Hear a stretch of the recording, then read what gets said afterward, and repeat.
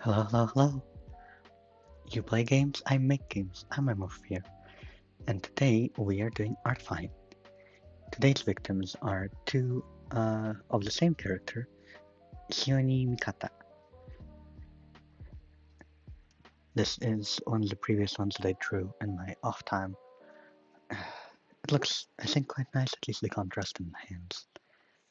But nonetheless, I must hide it and go to the new one. As always, a few notes. The stream is itself not buggy, but my Clip Studio Paint, the drawing software I'm using, certainly is, because it can't handle OBS. No, OBS can't handle it, it's really up in the air. And as such, whenever I'm drawing, my actual line work is usually behind where my cursor is, and therefore I can't see where I'm drawing just as much as you can't see where I'm drawing, hence Stream for the Blind. Similar conditions is that we can't use an eraser, we can't use a brush that uses transparency. We have to keep in mind that the brushes will randomly draw strokes over everything that I'm doing that has nothing to do with the way that I was drawing. Sometimes they will draw in a way that also doesn't follow my mouse because it has a drag for some reason.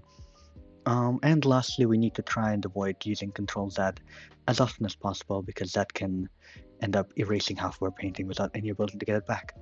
So on today's rather challenging conditions, as usual, we must begin again.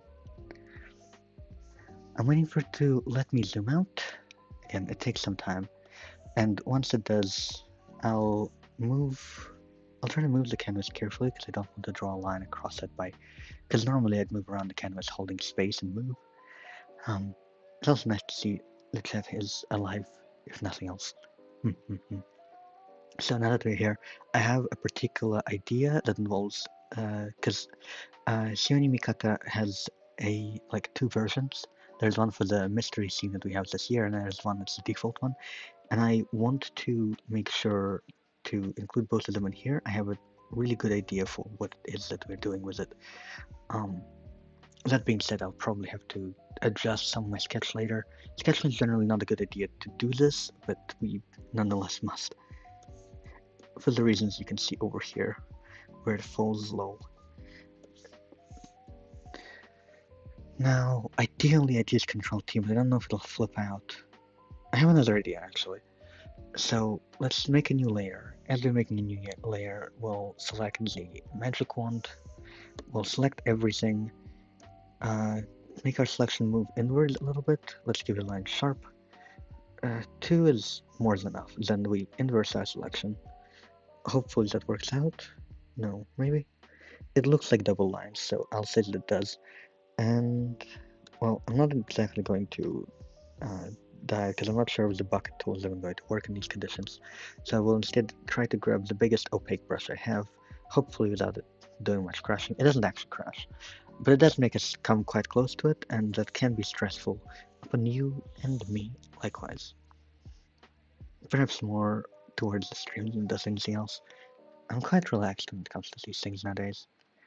Yes, okay. If I'm lucky that... No, I'm not lucky. Okay. I'm trying to make sure that it actually follows the entire line, but it has a bad habit of jumping between my lines instead of actually following them through.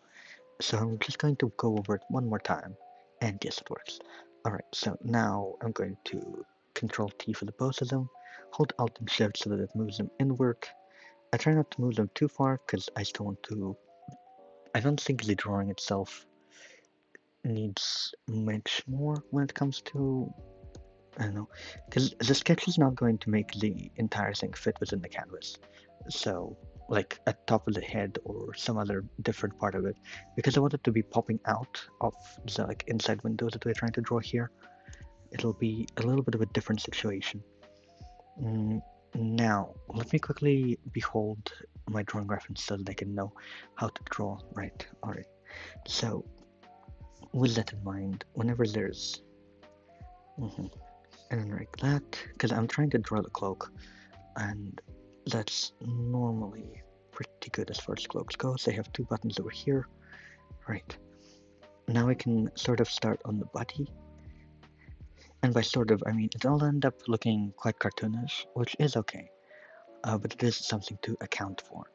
I can't wait to draw the hood because it's quite exciting and interesting because the hood's got those bunny ears but also eyes going for it, which is really neat and very cool. And I also can't wait to draw some of the fabric because fabric is something I really like drawing. I gotten really into it at one point when I started getting into like the Greek statues as references. I thought it was going to be a one-time thing until I realized just how awesome it is. And so ever since then, I really like drapey fabrics and being able to draw them. Now let's try something with it. Mhm. It'll be a good reason for. Oh, huh. I don't know how to feel about the way they drew that extra line over there. Hmm. On one hand, I'm not upset, but on the other hand, I don't think it quite goes here, so I'll try to carefully erase it. When it comes to erasers, the rule of not using an actual eraser is still in effect. What we're using is an eraser color, which is a thing that Clip Studio has. And it basically just makes whatever brush you're currently using the eraser brush without actually becoming a real eraser. It's an interesting thing with some, because an eraser brush can't draw, but this one can, and using eraser color, it can also do a bunch. Now let me do this. Technically, I shouldn't be doing sketches at all like I'm currently when it comes to the tool malfunction as it does like so, but I really want to clear out what it is that I'm drawing, especially as I'm going through this. It was a nice hood until I drew some extra lines.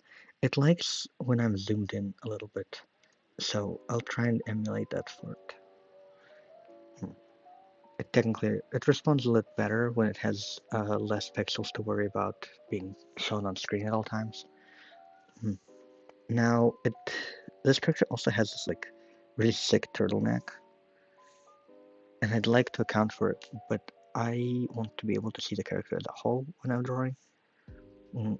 Regarding the belt, it's actually not as diagonal as I wanted it to be, and that's something I find a little bit annoying in these conditions. So I'm trying to think about what to do with it. On one hand, if their hands are here and here, it would be cool to like point the knife a little bit over here to know that it's also a thing. And then, of course, the leg itself or legs. I'm not sure if I should make it a presentation or not. I don't think so. But if it's not a presentation stance, what kind of position is there? Because I don't really want to do a boring leg position. It kind of takes away a lot. Then again, I might be able to tolerate it. We will see how it goes. Maybe if it follows this kind of line. Yes, because then it falls over into the line of action. We want the viewer's eye to be guided towards this gap. It will be sort of like a mirror within this cape. And in order to do that, having more diagonal lines aimed that way can be very useful. That's what I'm trying to do at the moment. I might even end up with running with this sketch, but we will have to see for sure.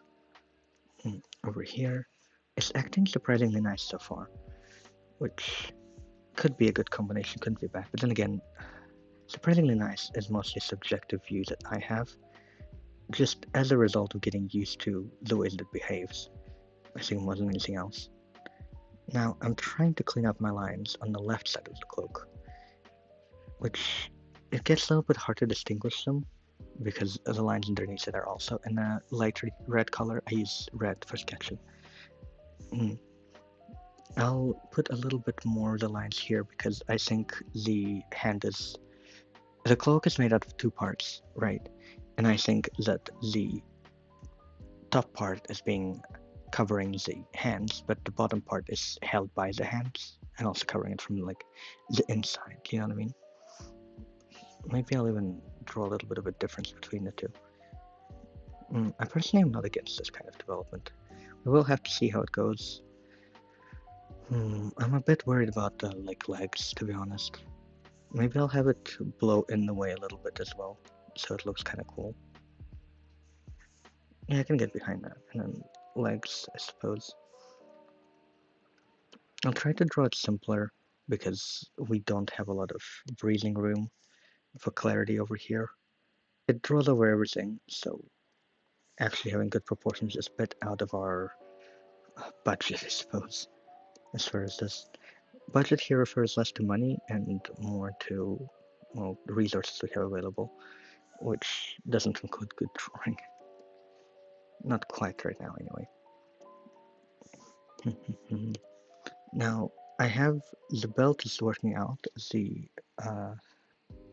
what's it called, turtleneck itself is also working out. I'll try to add a few of the like vertical lines it has going on. To be fair, the pants also have vertical lines going on, so they're a whole thing of their own. I'll see how it turns out with drawing them in just a second. I'm going through lines and I'm trying to make them more common where perspective would be. Oh, and then it has redrawn all of them. Marvelous. And by marvelous, I'm being quite sarcastic. I did not want to do any of that. I suppose I'm not being nearly as careful as I should be with them, but it's a bit difficult when they're acting in such a manner. Now, it is important as I'm going and making them lighter to not lift my brush off at any point between one piece, because otherwise it'll stack up on itself. Similarly, as I've lifted it off at the bottom where the pants are, I'm trying not to lift them when I'm doing the shirt. And that is working for us a little bit. There's some aspects that I'm a little bit regretful about it not doing properly, but there's ever so much you can get done. And even then. There's this part, which I didn't originally feel like connecting at all, because it just is a difference in legs. But without it, it kind of looks odd. That being said, we can just draw over it later, and that should be okay. We'll try. We'll have to draw over the entire picture, really, but there is some hope left at the moment. That being said, the arm is way too long for what it is, so I'm gonna have to use the lasso tool and move it in a little bit, because it should not be that long. I've currently just checked that our outline is still, of the square is still intact. Let's try moving it close. I forgot to actually apply the move tool to it. There we go. Nice little square button. There we go. That seems more like the way it is. Not too bad. You know, the length of the actual arm. Now we can move back and continue to do some drawing. Specifically, I'm trying to draw the turtleneck itself at the moment, which is not the best idea. There's a reason that I've been doing a lot of monsters with these sorts of things. But alas, we don't have that much choice when it comes to it. Not at the moment, anyway. And I'll try to shade it in right so that we can see that the turtleneck kind of goes below the, well, I don't know, cape, I suppose. This thing does also technically have, like, hair, which I'm not even going to make a proper crack at because, well, there's ever so much that we can do when our software is acting in such a manner as it does. I'll try, but it'll probably draw lines all over it and that'll kind of ruin everything. We'll live though. The important parts are there.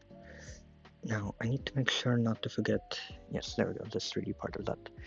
And we can kind of use the hood now. I know I have the hood lying down here, but it's not actually how I want it to go. I might even make the hood cover them almost entirely.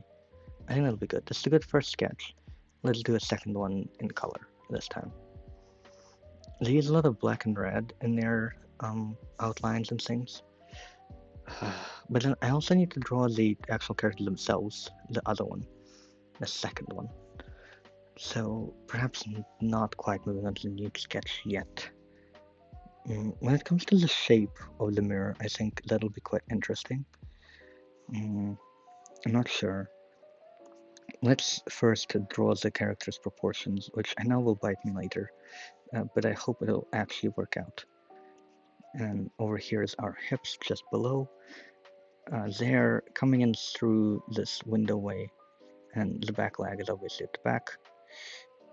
Not even sure which one will be in front and which one will be at the back, but we'll work that out. And as they're coming through, they're holding a size, for which the question is how. Normally you'd hold it close to your face, but then that'll kind of, it could blend the background a little bit. And by close to your face, I mean more close to your chest. And, you know, hand, line, size itself, if it'll follow all of my movements, which there's always a chance that it doesn't. Yeah, that's not too bad in on itself. with that in mind, I think we can now move it about the square a little bit more, where we can actually find out what they're going to look like. I have heard that anything below the knees still counts as a full body, so I think if we even do it this way, it might work out quite interestingly. I'll try to keep in mind the hood thing, but it might become a problem. We will have to see. So as it is applied itself, I'll have to hide the previous layer, make this one translucent, and then there's a lot of things that we have to do here when it comes to colors. I guess I'll try with starting with the color of the... the best thing to do is to sort out what color is going to be in the background. And I'm quite a big fan of actually using... what's it called? Let me group the sketches first so that we can decide a little bit more somberly by overlaying them in a different color so it's easier to see. There was a nice bright green I used some time ago. I'll use that for now. I like using this kind of poppy red. I think it goes. But there are a number of issues that I'm having with it specifically, which is that I think it is too pink. Perhaps maybe a gradient on it would be okay. It's a bit hard to work out. I think it'll be one of those things that in the end I will have to put like... No, but I will have to... I will need to draw with it first so it shows up as a color on my color history. And I can Control Z to delete it, move back, because the gradient uses only the foreground color, and that was black earlier. I don't know, it's a bit... not sure. Maybe if it just dyes the entire thing that color? Yeah, I think I'm marginally a lot happier with this, actually. So now that we have our base color, the question becomes what other colors we can use.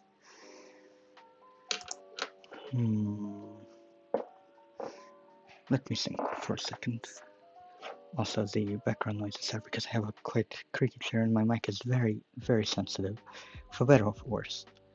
But it's something.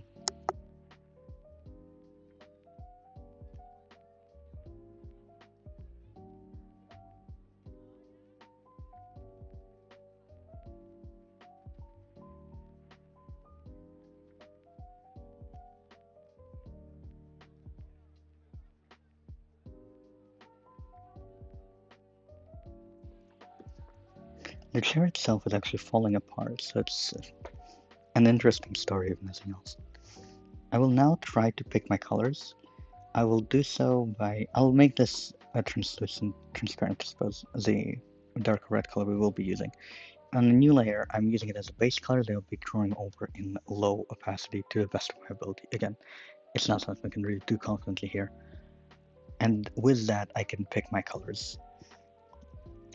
First and foremost, they have beige in their art for like the face and things.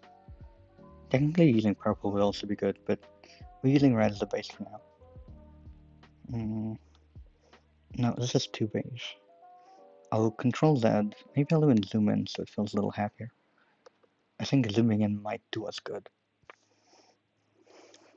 Let me drag. Yes. Oh, it's acting quite nicely. Okay, gently. So the issue that I'm having with it is that it's too white of a beige, which we can use for the face in the future, but for the present period, it won't be very useful. I also need it for the clothes of the second one. I'll put it as a separate color over here for now. Hopefully I can do so in a smaller font. It's pretty good for like a face color, but it's not really good for the more yellower clothes she has, and I think it is at least a little bit important to try distinguish them by color, because we're only working with color as far as this painting will go. I can't do line art or anything when it's within those conditions. So let's try again. This thing needs to be maybe more that way. I just added a little bit of the color to it. Yeah, it's working out, I think. I'll add another version. Yeah, that will also do. So it'll have two colors, one for the, I don't know, base shade and one for the other shade. Wait, there we go. Right, now let me draw them separately as well. One over here, and the first color is over here. Great, hopefully that works out for us. Now I can draw over it again, and we need to figure out some of the blues and purple of this thing, which is, I don't know, really. I'm not a big fan of it in general, because while it's a good high contrast point, I don't know how to deal with high contrast when we're working within like 2 to 3 colors. Oh, I suppose that kind of solves our issue. Okay. Paint over it. It has made our dark gray / black color a more of a dark burgundy, which is something that we can definitely work with. And then we can add proper contrast to it later in post-processing with an overlay layer of a gradient mask. There's also a couple more things I want, like the white hair, I think, but it's arguably less important. Alright, so with these things decided, I'm going to zoom out a little. It's funny because I think I'm going to just draw it as is for now, and I'll zoom it in, and we'll see if I'll add any details. Probably not, but I can always hold out a bit of hope. I'm going to switch to an eraser brush so that when I try to move using the space button, it won't accidentally draw a line, as it tends to do. There we go, much better. I will lock them, but I will also take away the parts outside of the square, or well, inside the square, I suppose. Accidental slip up on such things. I need to unlock it first though, and pressing the delete button works wonders. Great, now I can lock it back up and then use it as our color scheme. I'll put all of my colors into another folder, like so, and it'll do good for us. The folder itself needs to be over the line art. There we go. Now to the different stages of burgundy. It's going to be a lot, I think, what I can currently surmise. Let me just move it so that the picture itself is entirely within my sights. I'm waiting for it to activate itself.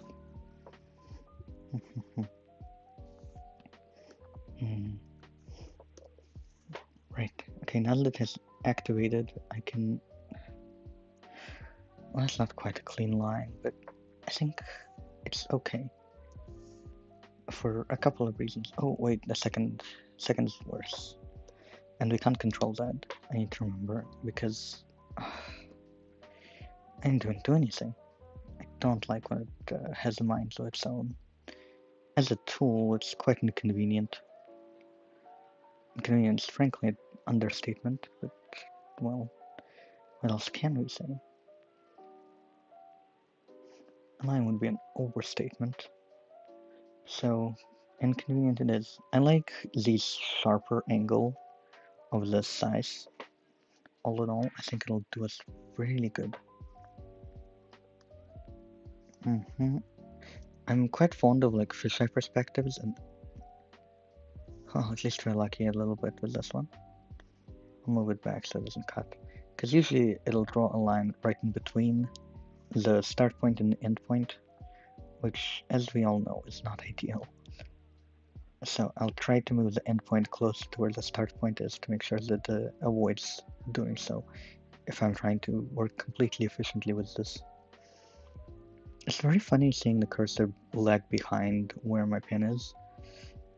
At least seeing it is a lot funnier than feeling it when it doesn't listen and jump from one place to another. And being said, for all the work that we've done so far, or I suppose in improving the way that I work with it, it's now working out quite well. I will have to put that color back on the dark red. There we go. Alright, so we have our first bit of the size. The size itself is a curious shape, if nothing else. Over here. I really like the idea behind it. It uses stars, and I love stars, you know. and it uses them for a handle. It's like a really good beginning of weapon design, you know? Oh, but how do I set it out? Maybe like so? That seems a little bit more appropriate. Right now, have it going through their hands. So what will become of their hands? I might have to control that in that entire action. Did that take away some of the stuff I've been doing with the... Yes, it did. Huh, unfortunate. Well, with that, we can simply erase it with a slightly bigger brush, so that we can keep the beginning of our stars that I do like, and erase the non-straight line over here.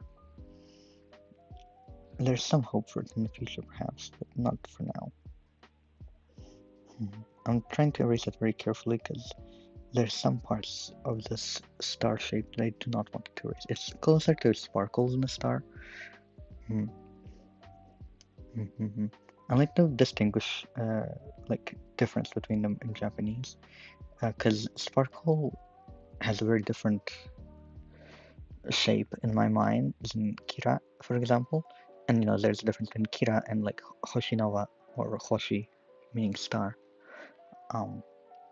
So that would be much more accurate. I like using words that are accurate for the things I'm doing, sometimes between languages. Now, how do I draw this line properly? On one hand, I could try using a ruler, but that wouldn't really work. Perhaps if I hold it, it'll straighten itself out and do the thing it sometimes does. There we go. This is a new tool in Clip Studio, and I don't particularly like it most of the time, but it'll... Ooh, there we go. I'm starting to grow used to it, and in doing so I can utilize it effectively. Now if it would only apply itself. There we go, it's applied now. Oh, wonderful. Wonderful, wonderful, wonderful. I'll try to make the scene a little bit more translucent so they can understand what it is I'm doing. Alright, there's a couple scenes that we have to add to our previous folder, which is... It'll still be in black, so it has the potential of looking messy, but I think it's something we can risk in order to achieve a high quality piece. There we go. With that, we can erase a little bit of it. I've been wondering recently if I should still do some of the audiobooks reading that I've been doing. I know that I will continue because, well, the book is not finished, and I want it finished so that at least I can look back on it. But I know that some people like my voicing streams, and when I'm doing voices reading books, it can be a slightly different experience. So I'm not quite sure. Perhaps it's also something to have YouTube advertise in a different manner, because that could also be it. I lucked out with some viewership on Artfight, because that is currently a popular topic, but I wonder how it will turn out in the end. Now, we need to draw more of the, like, head part, so I'll try to select white, I guess. Her hair, or is it her? Let me check the pronouns if they have them. It's them. Oh, my bad. Makes sense though that it's in it. So anyway, I'll try to draw its hair in the same shade as its face, because it is quite close. I think that kind of what makes it look like a creepy bunny sort of thing. So with that, let me select my brush. The hair is very fluffy, and I'm not quite sure I can do it justice when I'm working within these conditions. I hope I can, because it's very, very nice. It'll sometimes draw over what I have just drawn a couple times, which is also certainly something. I don't know if there's a positive or negative to be found within it. At least not quite yet, I haven't decided. It's very good to be using this kind of like almost lasso-like shading technique, because then I can... There we go. Right. I can add the shading later, but until then it can turn out. It's good for like seeing shape and things, and I'm glad it's been working out thus far. Yep, that's pretty good.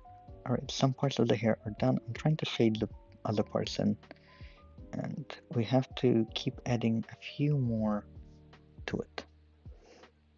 The hair itself seems to be maybe longer than the way that I usually cut my front parts, which is funny, I think, in a way of viewing a floating eyeball. Or it's somewhat creepy depending on what you're going to interpret as hair.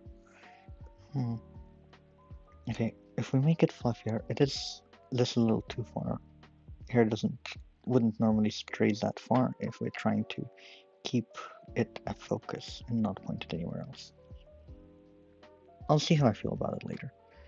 Now with that, we can draw the rest of the head. There we go. The hair itself is more shoulder length, like mid length, not quite shoulder length, but it is long. So I'm trying to figure out how to draw with that. I think if I'll have it outlining the face, it'll probably do the job it needs. The way I'm currently drawing it reminds me of like maybe Pidge from Voltron. I've never seen the show itself, so my only opinion on it is that it's just another interpretation of modern Power Rangers. That being said, I am quite curious about the original, in the same way that you might be curious about the original She-Ra and such things, I think. I didn't know it was a remake for the longest time. That being said, what I saw of it came from like stumbling upon weirdly the fandom, because it was everywhere at one point, and I think it was kind of scary. It's like watching a wildfire. You don't really want to be there, but sometimes you can't take your eyes off it, perhaps. So, I don't know. Perhaps one day I will actually watch the entire thing. Who knows? Then again, I rather prefer fantasy to sci-fi, so the odds of that are much, much lower. There's other shows that I quite like. I like BBC Merlin, for example. Oh, it's so good.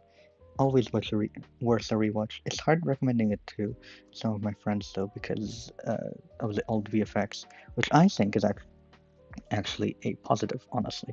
It adds to the, je ne sais quoi of it all.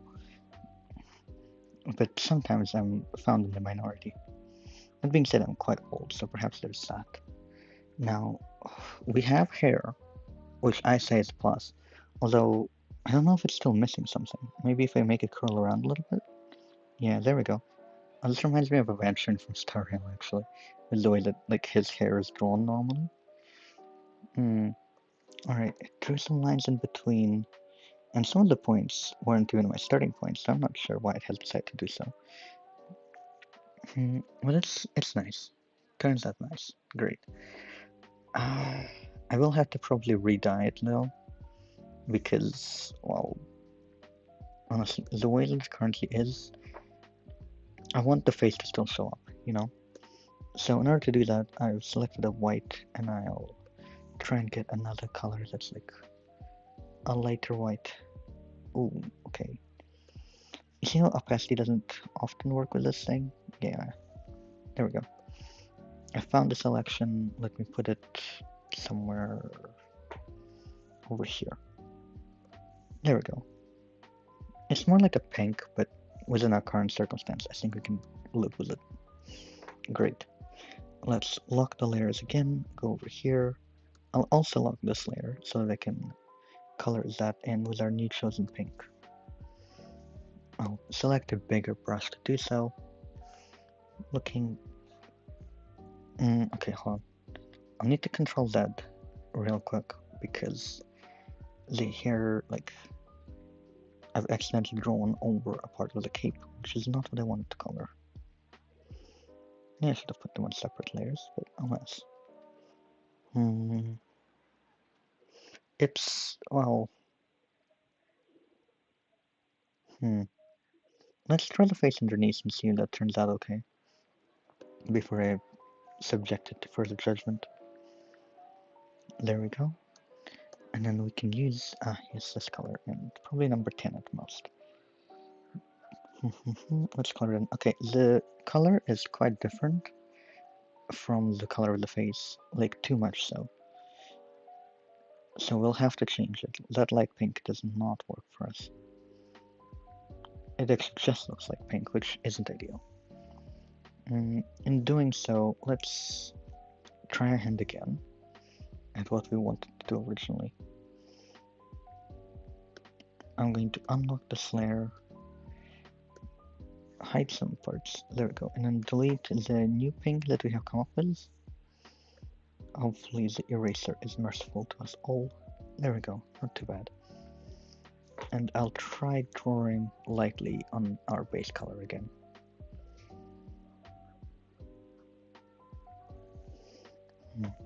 Now, unless it draws over itself, which would be a shame, I am picking out a couple colors that I think might work. This one's maybe the lightest, we'll see.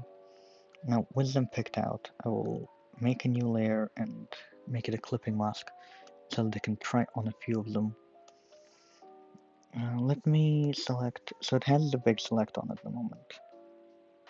Right, like so. I'm using a big brush to color it in because I don't need the texture of it anymore, since it's simply the color, the texture is already locked into it.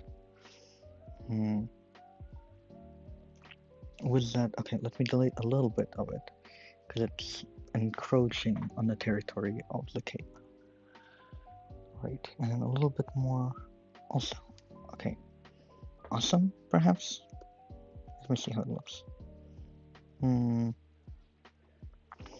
Let's try a couple other variations. I'm going to lock the pixels on this one, and then try coloring it in. See, on one hand, it's the same color, which does work for us. On the other hand, it's a little bit doesn't, you know? Maybe if I put some, like, gradient on it. Because the main issue is that if it's the same color to the face, you can't really see it. But if it's a different color to the face, it doesn't look blonde enough. So I'll see how it works. At the moment, a little bit of additional gradient is doing us something quite lovely. But I don't know how long it will last, so let's try one more time with another one on a new layer. It kind of makes it too dark. I will delete it and will later consider how to add that darkness to the entire face, because we want it to look a little threatening.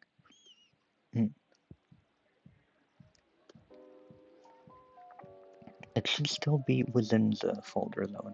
That's the one thing I was a bit worried about. Now let's go up, take that. Actually, take the base color of this as well. What color is that? This one. Alright. I'll draw it in with another size 10 brush. There we go. And then we can draw over the part that I have extracted it from.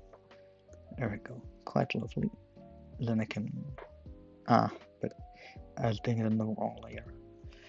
Let's take a lasso, select it, Control X and Control V so that we can separate it, Control D, and then I can merge it down. If you double click on the layer, you can see the merge to layer below. And we can lock them.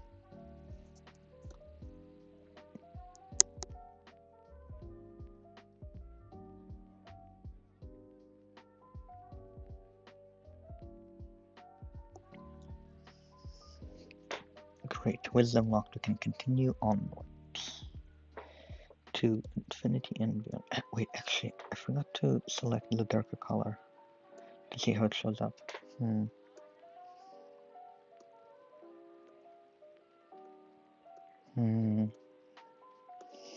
don't know. We'll see how it goes. Alright, for now, I could even try getting this entire thing in white. Let's see, Control C, Control V, and then just selecting a white color to see how that does it. It is a very high point of contrast, so I don't know how I feel about it. Mostly bad is the answer, but we could work with it, maybe. I'm going to put an opacity mask on it, grab a translucent tool with eraser color, and hope that it works out for the best. Because again, these things does not really like. A little too large for my liking. I don't know. It feels too smooth. If I could, I'd use my base brush instead of this one, but I fear there's even more consequences to it than just using the airbrush. Because my base brush does have settings of opacity based on, what did they say? Pressure. There we go, pen pressure. Oh. Alright, let's just move on. Clearly there's some things that are going on we can do otherwise. Now, with them all done. Actually, where's the colors they picked out for the clothes? Let me go select it. There it is. There's this white, and there's this more reddy sort of yellow. What? Oh, that's the face. I'll draw underneath because, I don't know. I'm a little too scared of touching the face and like everything else about it. I really shouldn't, but like things happen. Now, this thing technically has, I don't know, it does have a turtleneck, right? Hmm. And like a dress that's a dark bluish sort of color. Which didn't do anything of what I asked it to, but that's okay. It can learn, and we can also learn to cope with it. This is a part of this that I know I need to draw over it physically, but I'm not quite getting there at the moment. No, you know what? Okay, Control Z, lock the layer, and then we can color it entirely in our light color so that we can add shade, which can be. Oh, okay.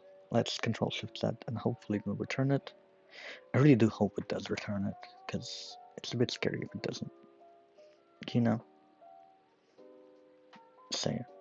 I wish there was more references, because there's only one reference per character on this site. For like this character specifically. They're by Mock, by the way, on Artfight. So at any point, you can fight me or otherwise. Actually, a part of this, I'll quickly check my settings, because it seems that it hasn't selected the correct. Ah, there it is. Interesting. So, as I was saying, each of the references for the characters, there's only one like drawing for it, and then there's a very small drawing in the thumbnail that I can't see. But it'll be a completely different one. And it would be nice to have more of them per character. I know it's a bit inconvenient to find when you're starting on this thing, but oh, Control Shift that didn't work. Oh, that's terrible. I have to redraw it now. That's fine.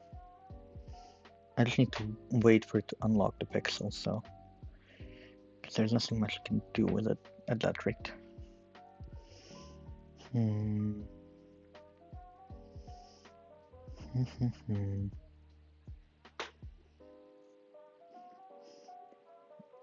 Are the pixels unlocked yet? No, they're not. Oh, unfortunate.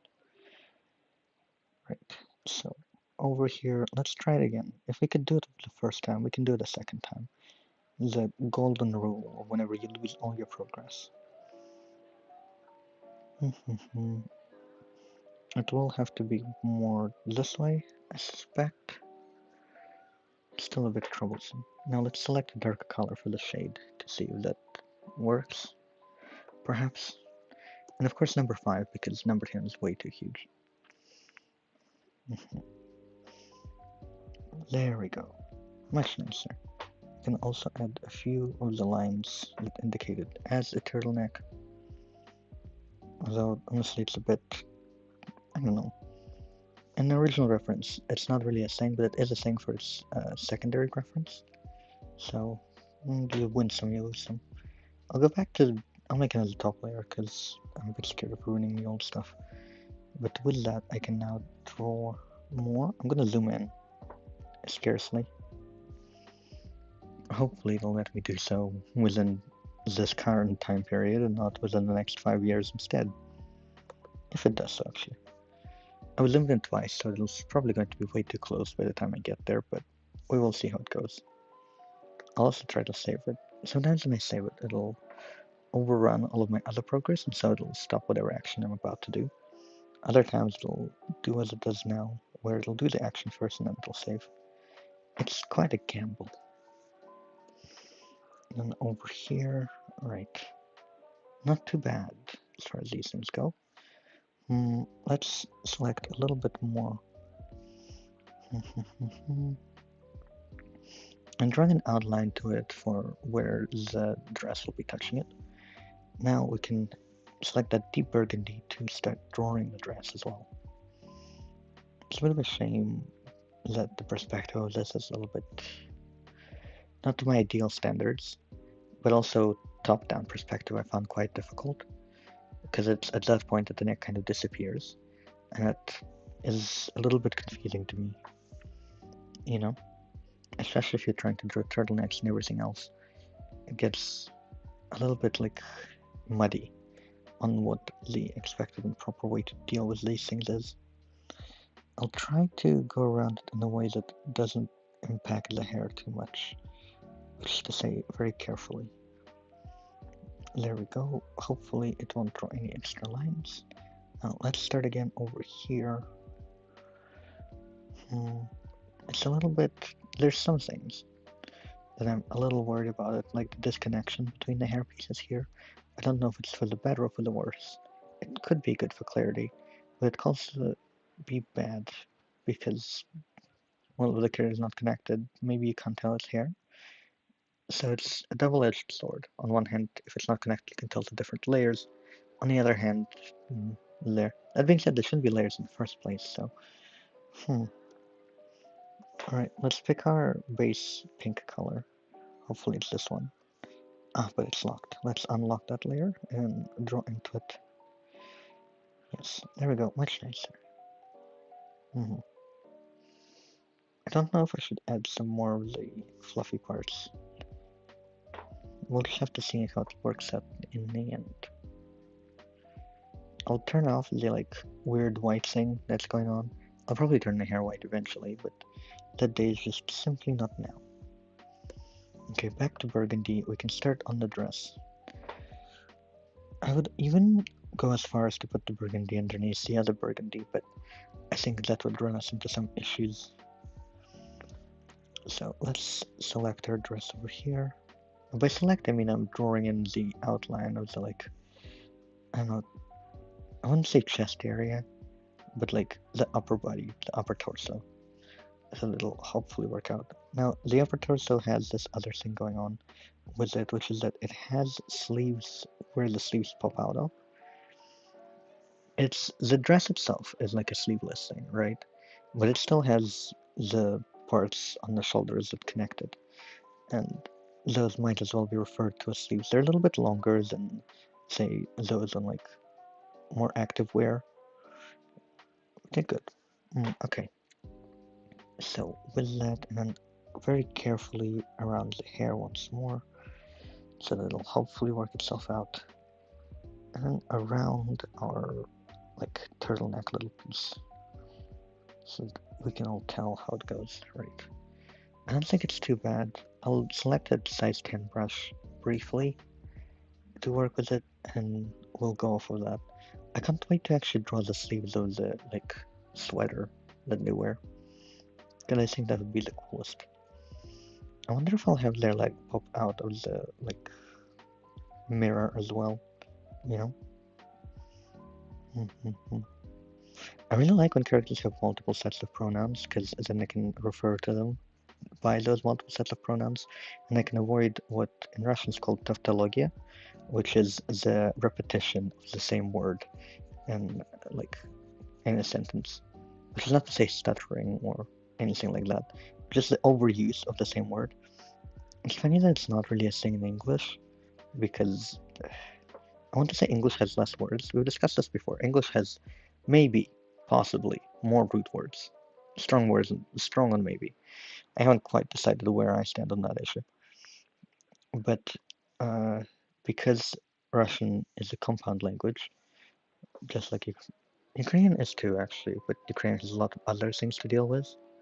So Ukrainian has just more words in general, and it is a compound language, and it has more words because it uses a lot of different root words to explain a similar thing, which is an entire like thing of its own, in my opinion. But yeah, so with Russian having compound words. That means you can avoid saying the same word by simply compounding it differently. You know? Okay, let me erase some parts of it because I've noticed that I've kind of over-exaggerated how top-down it is, and it could actually tolerate not being that top-down. And then a little bit more from here. I think that'll be okay. Maybe, I don't know, we'll see. It is very sketchy, which is a point that I'm not quite certain whether to like or hate. I want to scroll down so that I can, like, draw in the skirt part and then everything else. Another part is that I can't tell if it's a shoe or the end of... It gets a little confusing sometimes, which is a bit difficult when I'm trying to draw it, unless I also draw it vaguely, which is a savior in these conditions. I don't know if this will do it. Let me zoom out to see. I don't think it will. I think I'm going to have to go for a very different, like, skirt silhouette with it. That being said, I could go for the skirt silhouette after I'm done with everything as well. Now let me scroll up a little, and then zoom out once more and scroll up once more. Yes, I don't like that skirt silhouette. We're going to have to delete it. I've picked a size 10. We can now erase it properly. Hopefully the drag won't touch any other part of this drawing. Even if it did, I don't think it would have erased it because they're on different layers, so still, you know. Now with that, let's hold space and move around. Wonderful. I can now draw the... what's it called? I completely forgot the names of these things. I'll put the size at the top because I don't want to draw over it at the moment. The sleeves, there we go.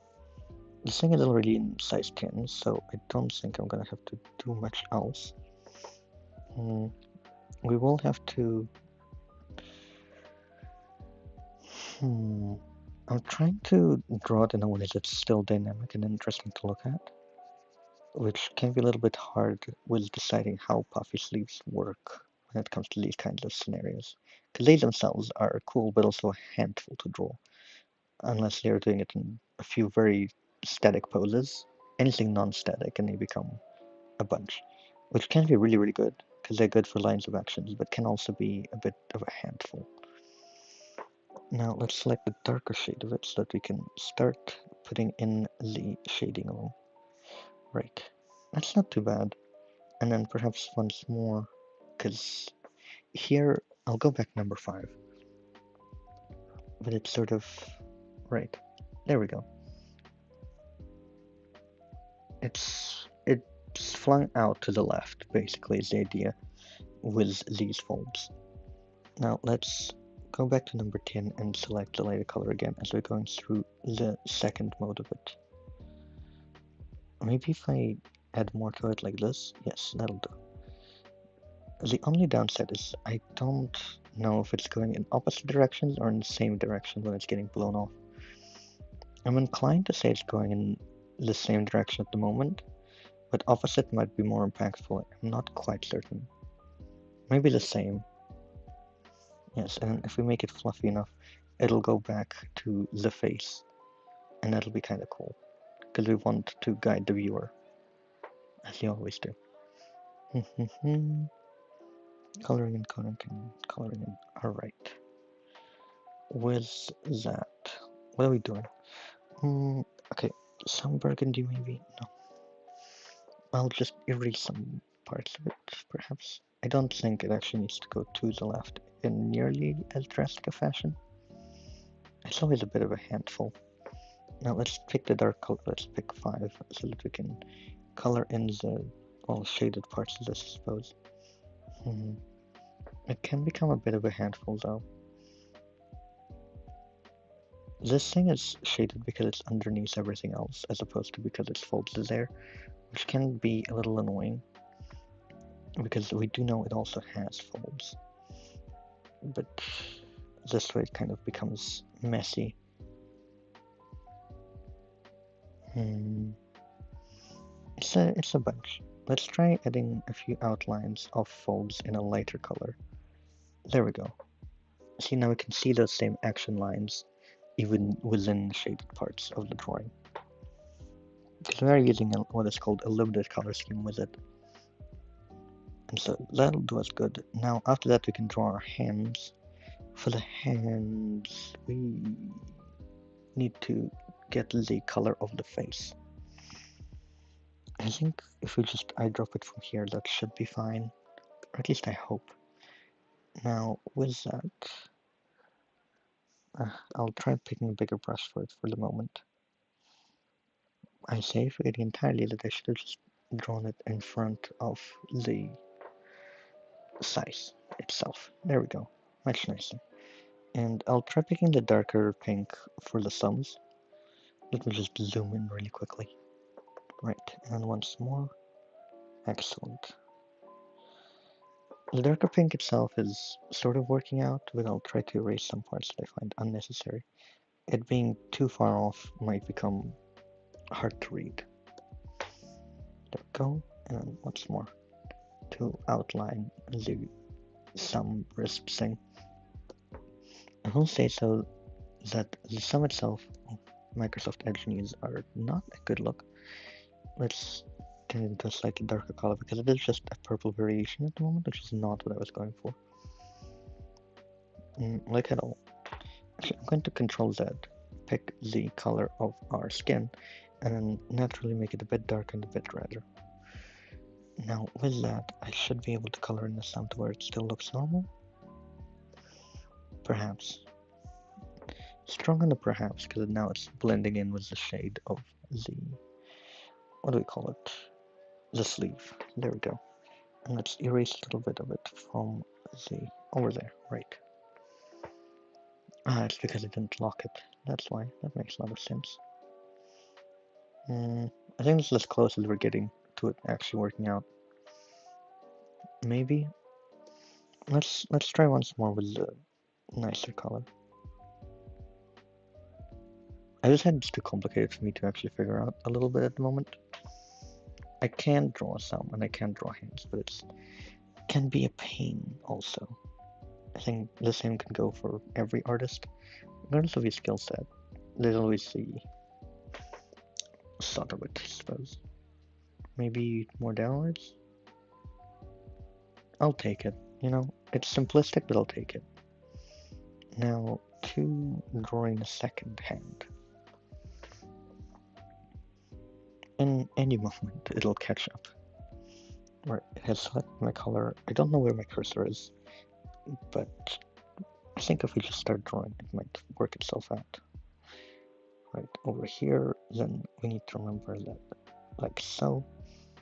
Marvelous, it's actually doing its job, working really well. There we go. And then we can draw the sum in as well a little bit over here, which might seem a bit messy, because it is. But I'm sure it'll work out in the long run. I think it's similar enough to doing so. I'm a little bit worried about the side of the fingers actually, but like, don't know. Alright, and then let's add the actual shading for these things. They're not the best fingers in the world, but they'll do, won't they? And of course making sure it's connected.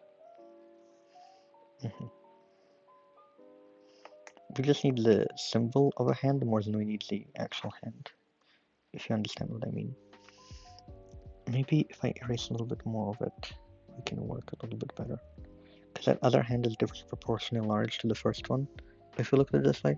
Although it is closer to the viewer is an argument we can make. Now, with it, I don't remember what I was going to do with this piece. Like, a little bit. Mostly I do remember, but there's this parts that I don't. What is at the bottom mostly at the moment? Open, close. Ah. Well, then we'll go one above that. Now, I just need a drink of my caramel tea.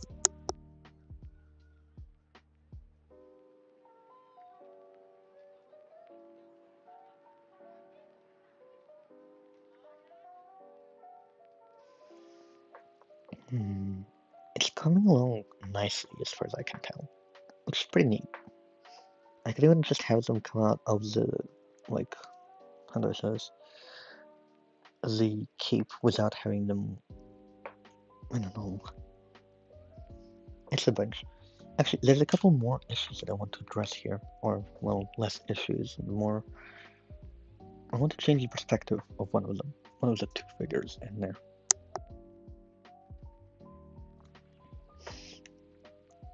Mm, First, I'll draw the, like, skirt itself, which I know this is rather stereotypical way of drawing a skirt, but it is accurate in the, like, way that everything's kind of splayed out by this invisible wind, and it works. It really does.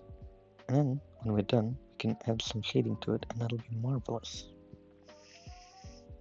I'm trying to be very careful with it, but I think it's starting to be affected by, like, drag that sometimes happens. Let's shade it in quite nicely. The skirt for this coming along great. There we go. Very good. And very carefully around the edges, especially with consideration to drag, because it can often go over edges for us. There we go. This is okay.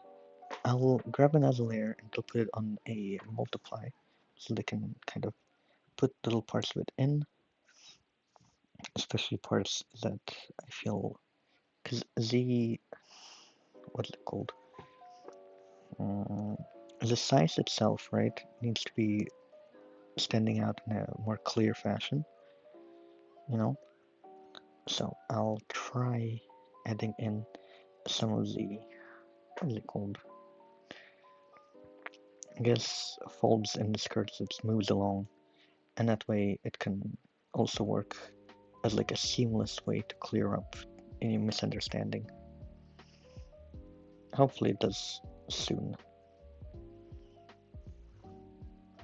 Oh, I forgot to lock it. It's okay. I just need to grab the eraser brush. And maybe I'll polish its edges a little bit as well. Let's see. Ah, not too bad.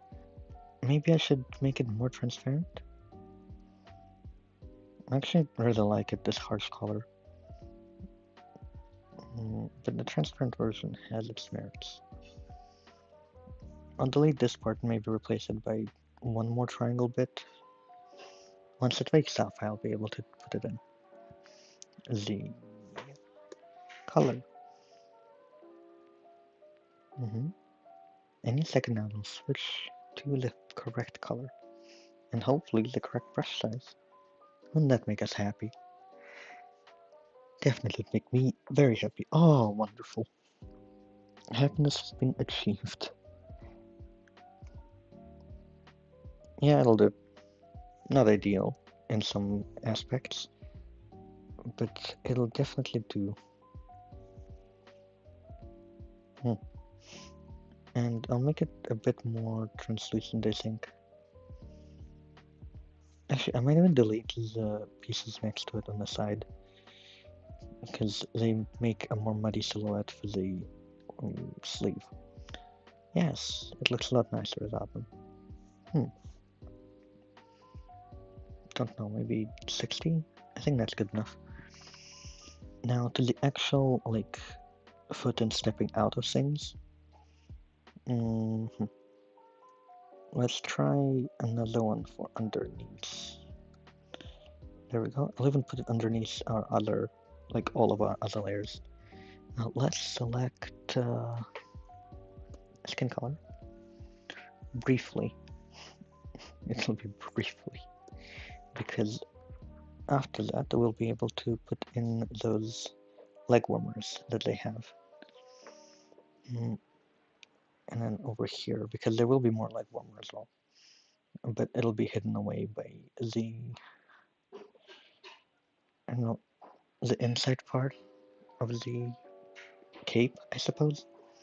Alright, back to the leg warmers business though. I want them on a separate layer because I'm a little scared of just like going over the leg. I'm waiting for it to add another layer though.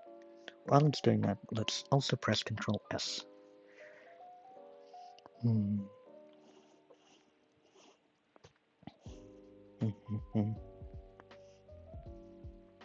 With Control S pressed, we can. It has made a new layer, right? Let me see. If I turn it off, does anything else turn off? No. Marvelous. And I'll put it underneath the lag, because again, it's perfectly cut as is. Let me color it in a little bit more thoroughly. Great. And then, I don't know, it's sort of like so. Yeah, I think that's probably the most accurate. I'll try erasing some parts of it where I've gone a little too far. There we go. Right. We need to remember that we will zoom this all in, so we don't need to draw like the foot and anything else properly, even though it might help to show the direction of where it's going. But it's definitely not necessary for us. Now, I'll scroll up a little to remember what color was the one we used for shading this thing. There we go, this wonderful orange. And with it, I can begin the shading process. We need to actually outline the highlight at the top, where the leg meets. There we go. Now I can return to... I suppose something more like this is to be expected. But then again, some parts of it we want to hide. There is a question I have at the moment for myself, which is, should I put stripes onto everything else also? And I'm starting to get this idea that yes, I should. I'll maybe mark this as orange, although really it should be a yellow layer. Because orange is something that's like, oh look, it might work, it might not work. Remember to turn it on/off later. Versus this thing, quite different. Where's the sleeves? That is my question. Because I know I'm drawing underneath them, but I did not remember where they were. Ah, there we go. Similarly, we can start inputting things over here. Yes. It's not too bad. And then a couple more times. I'll maybe even put it on multiply, we'll see. How does multiply look? Maybe at a lower opacity. And slightly lower still. Until it matches the color of the shade. Yeah, not too bad.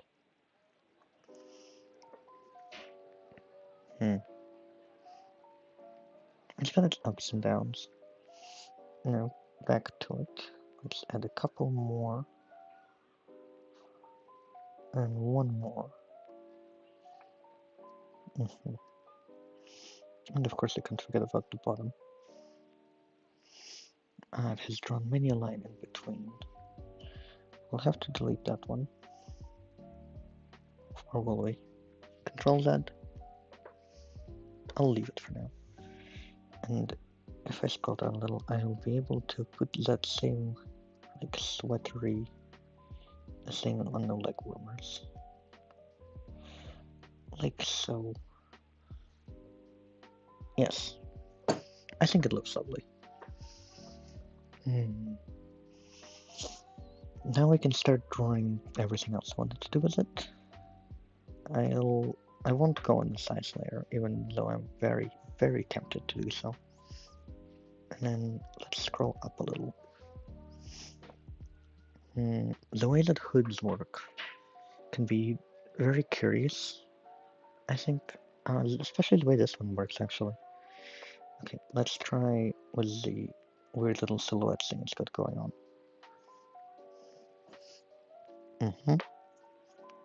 Now let me grab a bigger brush so that I can erase this little mistake it's done.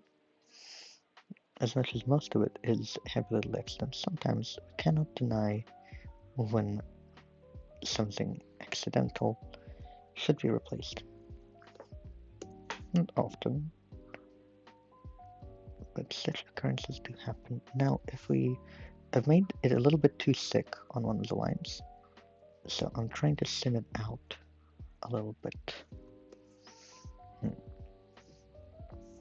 Not doing too badly with that. Now to adding the hood, part of the hood I suppose.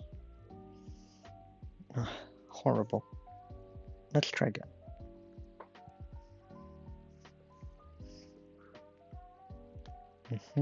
And then it does have this like thing of little bubbles going on for it. But with that, it should actually that needs to be a straight line, and that's what is messing me up. Those lines in between this drawing are not the most helpful,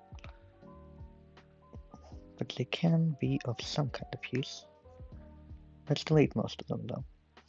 And by delete I mean we slowly draw them out. Mostly the ones that are inside the hood, that's where our main issue lies within. The outside of the hood is okay though. This thing also has those like bunny ears it likes to use. I'm not quite certain what to do with it. Both of them have bunny ears, right? This is just like part of the hood, which is out there. It's a good kind of out there. I'm just trying to figure out what it is that I'm doing. Right, and then maybe like so. That could work. I could also draw an air connected over here. That looks a bit bad. Perhaps something like so. I don't know, it might end up looking strange.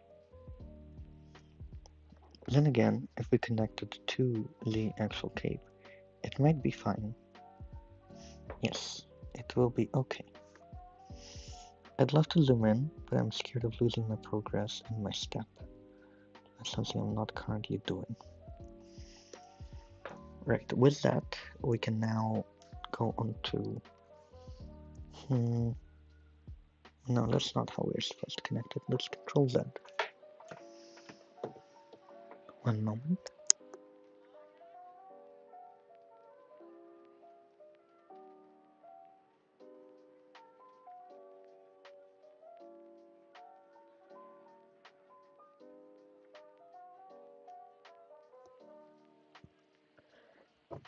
I had to adjust so that I can see it a bit better.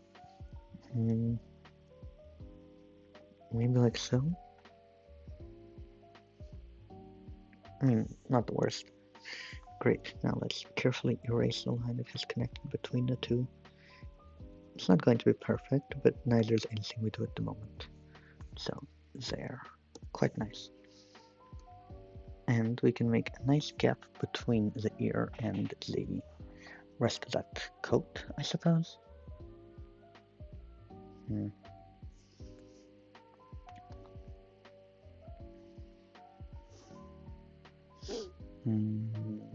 It's... I'm trying to figure out a bunch about it at the moment. Let's start by something simple, like drawing in that side of the cape. I'll zoom in so that I don't have to keep erasing lines because I marked them over. And then with the eraser tool equipped, I should be able to drag and drop myself to where I can see the entire thing that I want to see. Oops, moved too far. There we go, close enough. And I can also erase some parts that I don't want it to be there. There we go, nicely done. I might put this entire thing on a multiply layer later, we'll see. Or add a multiply layer to it, so that we can actually use the outline briefly. That could be quite nice. Let's color them in. Very good. I like how they're kind of dispatching their original version this way, which is pretty cool. That's why I wanted to do this idea so much. I thought it was suitable for the stream despite it being a... I'll select a bigger brush first of all, and I'll delete some of it because I know that it needs to be popping over the new hood thing, I suppose. There we go. Great. Lovely. Very good.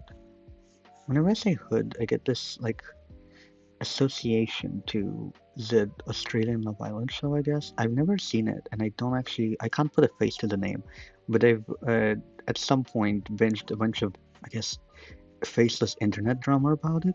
It just happened to come up, and so now whenever I say hood, my brain just kind of associates it, which I think is funny.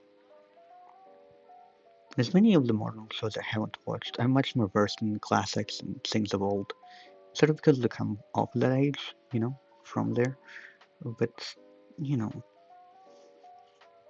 I should probably expose myself to some more new things. That being said, that'll probably make for, I don't know, a good shared content experience. Most people see those things probably at a much earlier age than I do. Or perhaps everything just needs to age like fine wine. Hmm. Who knows?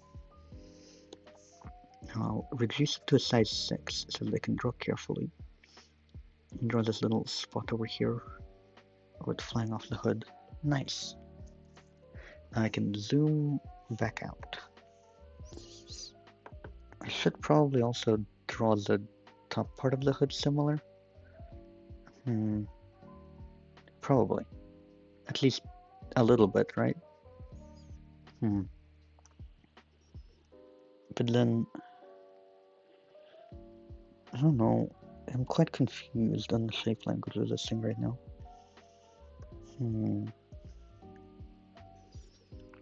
Hopefully it'll at least look like the same thing. Maybe. That I've been intending it to look like. I'm not entirely truthful to the way that they've drawn the, like, bunny ears of this thing. But it's... I think it comes free with the fact that they're kind of hard to draw. I'll try to erase the inside parts of that hood so that I can draw on a layer underneath it quite clearly.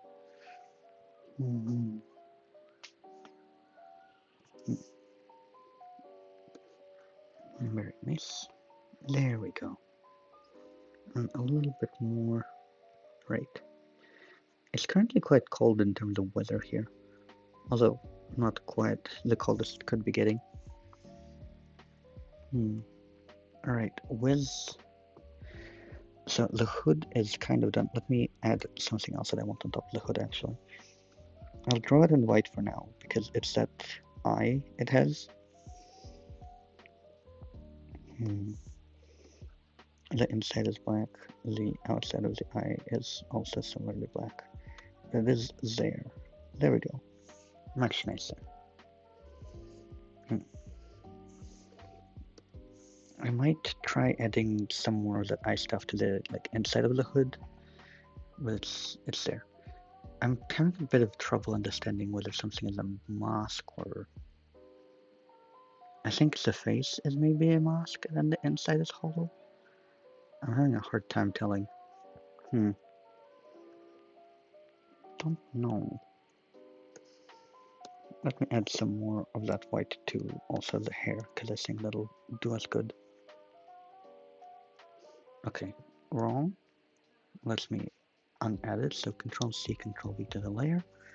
And then, well, let's grab a big brush and just brush it through. There we go. Pretty good, pretty good. And that'll look very nice when we eventually draw the face and hair of inside the hood as well, because they'll be matching. How do I draw next? That is the question.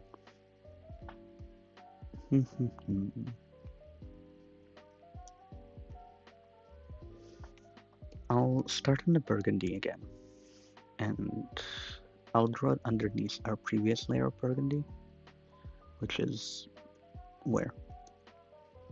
No. There, okay. There we go. So, with that being over that layer, we wanted to kind of still guide the viewer, so yeah, not too bad, not too bad. I actually can get quite a bit behind this idea that it has going on. There we go. And it's messed it up. That's fine. We can always erase the messed up parts, especially since I still remember what they're supposed to look like. Ah, yes, lovely. And then let's erase the stronger outline over here because we can tell that that's where it drew a straight line instead of following my cursor. There we go, and a little bit. It's not perfect, but it doesn't need to be. Right, and then one more line there, and draw another one. Oh, and let's carefully erase. This is very good practice for my hand-eye coordination as well. Can't have too much of it. So mainly what I'm thinking will happen here is that they're coming out of the cape. Originally I wanted to have like a teleportation point there, but I might just get away with not having it like so. There we go. And then once more.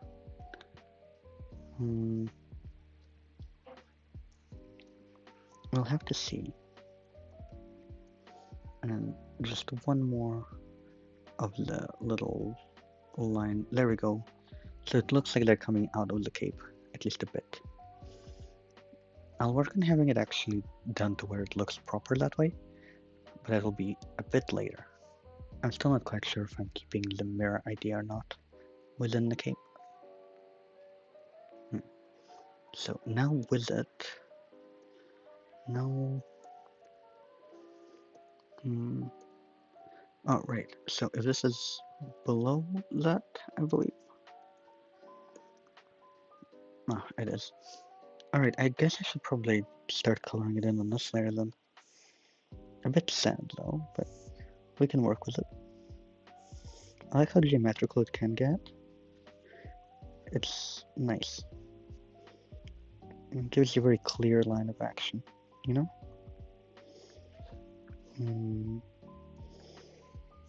I'll select a bigger brush size though, because at this rate we will be going forever. And this will be much better. There we go. And a little bit more.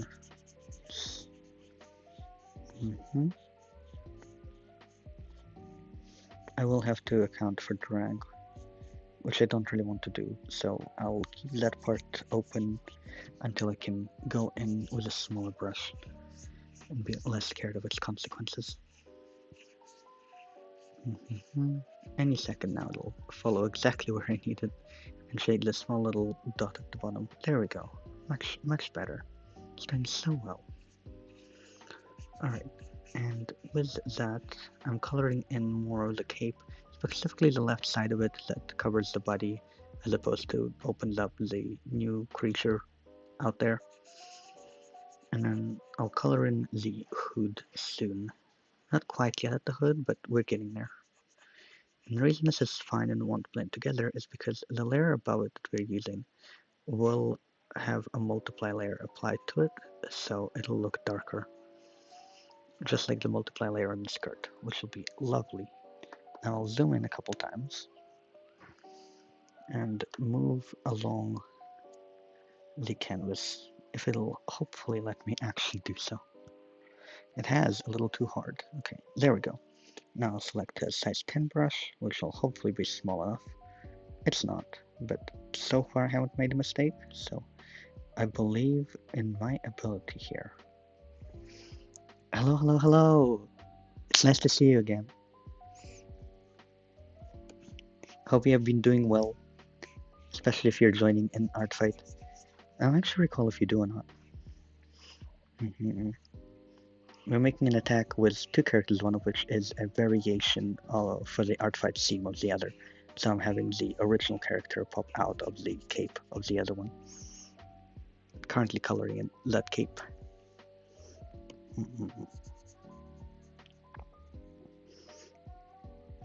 So as I'm going through the color of it, there we go. Nice. And then we can color it in over here. Very good. I'll add some more of the multiply shading on these parts after I'm done coloring them in as well, in addition to putting a multiply layer on the line art of this thing. Well, line art is a loose thing. We don't really have line art with it at the moment. You know, for the ever mentioned difficulties with the software working while OBS, because my laptop doesn't like it. It's not the fault of my software, really, but I'm currently using it, so thus it gets most of the blame. I wonder if it is upset with me for so. Then again, most computers tend to be upset at me for whatever it is. Actually, the other day, we have gotten a sewing machine, which is really great because I've been wanting to sew a couple garments. Although some of them are those that you can only hand sew. Some time ago, I got some really nice fabric from overseas from my friends just going over there and bringing some back as a souvenir from their family. And I've been meaning to sew it into a nice pair of shorts, but it can only be hand sewn. It cannot be machine sewn. Anyway, knowing how to machine sew is really, really good, right? Except for the fact that the machine was working quite nicely, right? We had somebody come in and check it out just the day before when it first arrived. It's one of those old ones, but not old enough to be like, an ancient singer, which I say with a good amount of reverence in my voice because those machines are absolutely marvelous. They can saw through leather like butter. Oh, they're amazing. Also because they're mostly mechanical, they're much easier to fix in a lot of ways. That being said, they stopped producing them back in I think 1920s. Anyway, this machine is old, but not quite that old, so it still runs on electricity. Woe is us. And it runs okay until I sit down, and I don't do anything with it. I try to just run one type of, like, I don't know, line sewing through it. And as I do so, it just breaks. It breaks. And we can't fix it. Like, every time we try to, it'll just re-break whenever I sit down to try and do it. I think the moment it realized that I wasn't just, like, being given a turn on the thing and was actually going to use it, it has decided that that is not good. And therefore, I have no right to do so. It's funny how, like, my general one-sided rivalry with technology, by which I mean technology hates me, and I try to show that I love it, but it never works. It extends to even electronical sewing machines. Now, if I zoom out, I should be able to see more of the scene, and it'll be so cool. So cool for us if it'll just let me do it. Actually, I also need to save. It's good whenever it remembers that it is not supposed to be working well, because then I can remember to save, because I have nothing else that I can do while I wait for it. It has been doing wonders for not losing a whole bunch of my progress, at least the reasons less related to bugs, which is great.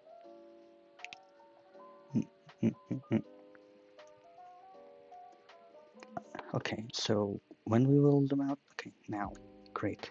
It's kind of moving along nicely, which is suspicious. So with our line art over here, great. I don't even know if I want to put it on multiply layer. I might, but we'll see. Multiply. It kind of does, but it also kind of doesn't work. That can be annoying.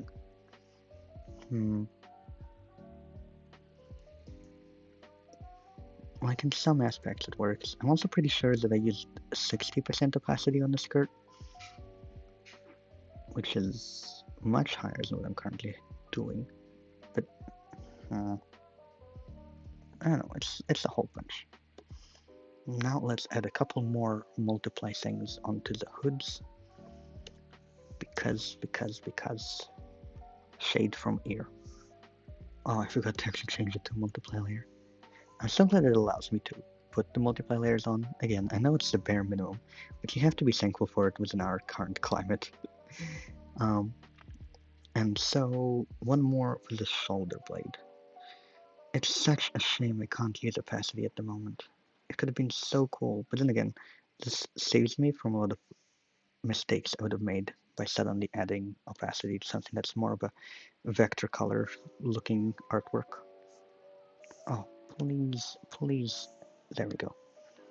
Wonderful. I wonder if I should add more to the ear as well. Probably not. I don't know. I think there's some parts to it that I definitely don't think should have had a multiplier on them, so I'll try to delete it. Actually, I'll put a mask on it, because that's easier. Only to some extent. On one hand, it's good to put a mask on it so they don't erase anything on the actual layer. On the other hand, the actual layer is just a square of color. So perhaps I'm overcompensating here. You know?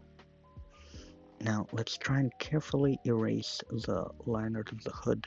There we go, because that'll make it look more cohesive with everything else. Using liner only where it's the most needed is a good thing, and so that's what I'm trying to practice in this drawing. Specifically because it's more of a... it's the sculpting way of drawing it, where you just put in shapes with color.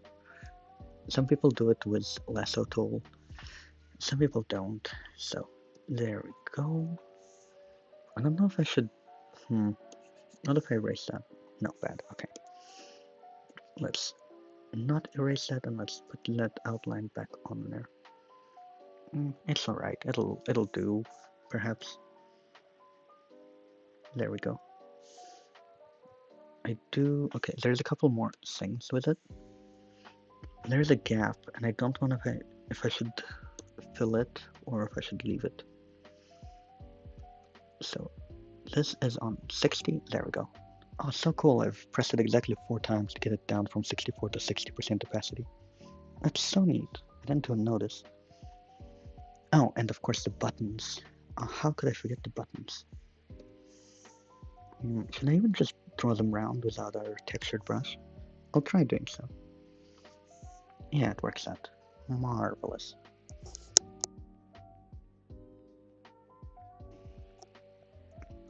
We're getting close to finishing this one in particular, I think. Which is quite neat. Now, okay, next thing about this. Where is the part that I was just currently with? Is that it? No. Oh, it must be the layer underneath. And what is this? Oh, the buttons. As well as the buttons, I can also use them for covering this over here, the inside layer. Wonderful.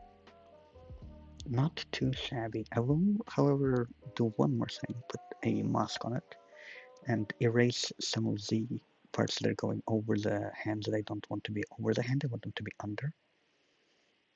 Like so. Oh, it used drag and erase a little too much. I'll have to control that for it. And then I will try again, and hopefully this time it won't use drag and erase way too much. I say as it comes very, very close, and I live in fear. And then just a little bit, if it would be so kind as to erase it carefully. Yes, it has done it. Alright, and then one more eraser over here, because I've noticed it automatically drew a line in between that I'm not so happy with. It erased more than I liked, but I think it'll be okay, probably. I'll be fine. I don't know if the size looks like it's coming from the right place. Maybe I'll even keep it at this size and just add a border. That might make my life easier. Alright, let's select the burgundy again. Grab the pencil mark. Actually, over here, if I just add it, because we're using it as a mask, I haven't been erasing the entire layer. And so doing so is pretty good. Oh, there we go. I wonder if I can connect it a little bit more, if it's just where it ends. I think that's just where it ends. Alright. So, with that, we have...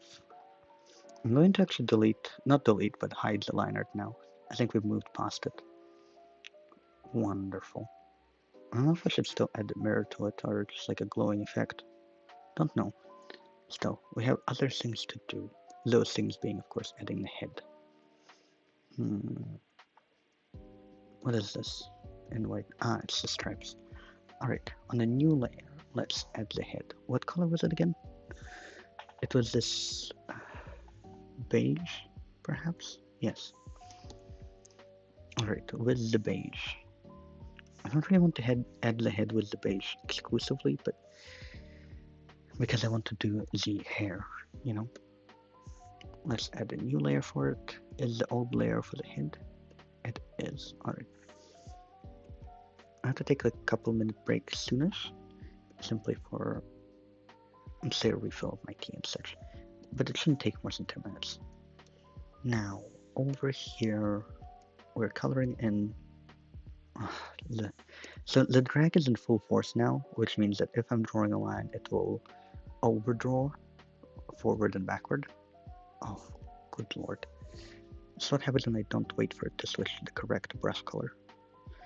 It'll draw where I want it to erase. Alright, there we go. And it's supposed to be fluffy hair, I guess. Oh, I really love the addition of just straight lines I didn't want there also. It's really giving me the full package. Let's try like so, perhaps? I think that's working out. Yeah, because it does curl a little bit. Drawing straight hair can be very easy, especially for action shots. I don't have nearly as much experience drawing curly hair in action shots. I draw, well, actually depends. It depends on how curly we're going and what kind of hairstyles we're going. But then again, this thing has like a longish hair going for it. I wouldn't call it strange, but maybe something like so. Let's try. Yes, it doesn't look as fluffy when I try and like straight it like a hedgehog sort of thing. Ah, there we go. It's a little nicer. And I'll erase parts of it so it looks fluffier and less like just singular hair poking out of it. Just a little bit more. Okay. Can erase all of it, that's fine too. And a little bit more of an addition. Very nice. There's one more. Right. Was there? Then let's draw the circle part, which, due to drag, it has repeatedly drawn more like an oval. There we go. That's fine. It drew a couple lines right across the head, but only one of them is actually outside of the hairline. So we will draw right over it as we color in. I'll zoom in now and try and figure it out. Ideally, we want it to look like the same hairstyle, and it kind of does, but I'm also a little bit afraid it won't. Just a bit.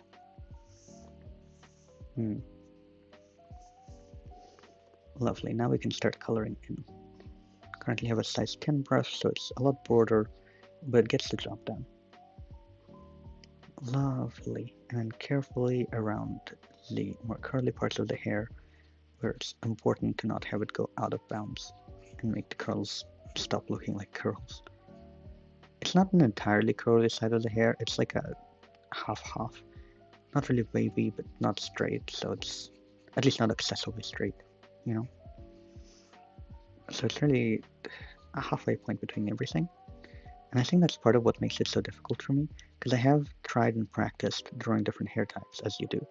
And in doing so, I've kind of drawn their, how would I say it? Extremes. There we go. And so now that I find a halfway point between things that is not extreme, I find it a little bit more difficult to figure out what it is I'm doing. And now to the right, a bang of this. Quite lovely. And a little bit over there. I might have to erase a whole bunch of it later. Let's switch to number 5 because the next one will require some detailed work. And then color it in. Lovely. Maybe if I add something like this, that could work. Yeah, I think it's working. Great. I've added another curl to the top part of the head. And I think it's doing some of its work there. Probably. That's nicer. Okay. The way that I drew the longer parts of the locks, I'm not so happy with, so we'll erase them and then try drawing them again. Right, and then one more thing is that this hair kind of frames the face, so I need to make sure to remember to do that. Wonderful. And erasing a little bit so it frames it a little bit better. Not quite sure how well that went, but we can continue. Color that in. These fluffy bits are turning out, I think, quite nice. They're not at their peak, but, well, it can be difficult with these things sometimes. Yeah, I think, okay, I'll look back at the original reference versus the Artfight reference, because the hair has gotten longer in the new one, which is unfortunate. I like to see the art style, like, representation of it being so different was in this sort of thing as well, because I'm looking at some of their references. They only have one reference per character, and then the thumbnail is a completely different image. But the thumbnail is drawn so nicely. I like that art style. They have a very different one between all three of them, I think. But it's probably because of how much time they had on each one of them. Not so much time, I imagine, on the theme one to the current art style theme. Artfight. That being said, okay, I think they actually look quite similar. So I'll leave it as is, and I'll move on to drawing the face again. Or at least its silhouette. I don't know if they have glasses, because it's a bit difficult to tell. In the thumbnail, they happen to have glasses, but they don't have glasses anywhere else, and there's not really a lot of information on them on the character page. It just mentions that their pronouns are it, they, and they're killer, I think. It doesn't say they're a killer, it just says killer, which is. It could mean that they have killer humor. This kind of reminds me of what's it called? Death Angels, I think. Is like this one anime. It was really good of a surprise, but it also has this like it starts off with the main character being dropped off into this like desolate underground cityscape thing, trapped with like a size killer for some reason. I'm not gonna spoil any of it because I think the plot was amazing and the things that it did do. But that being said, I think a size is very uncommon of a weapon for that sort of thing in general. Like you have to think about where you're getting it from, right? Are you from the countryside? But this is a very special looking side, so clearly not. It's not a convenient weapon for this sort of thing, especially because it takes up so much space. And the size that they have is like the cartoon one as opposed to the realistic one, which has a much shorter blade and a much straighter one also. So there's a lot about plot here that could be implied that we're just not quite gathering. Maybe, maybe not. Okay, so I do still need to draw the like ears on the one that's popping out, which I find a bit annoying because I don't know where to put them. They're also the same color as the dress, so. And then I will have to also adjust the face of the seamed one because, oh good lord, I need to bring back, one thing that I do need to bring back is the square around. That one I don't want to hide. Yes, there we go. I need to know exactly what is going on, or at least keep it. Because I think we might end up keeping it at this proportion and adding a border, in which case that is important.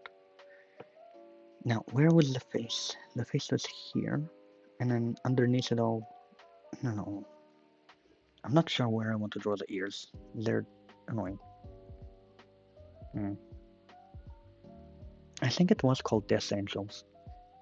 Here, I can't pronounce the TH letter because it doesn't exist in like most of the languages I speak, and so I never quite got the hang of it.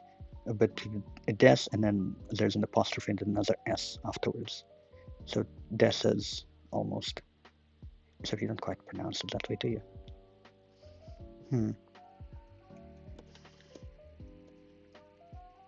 Okay, so now that we have,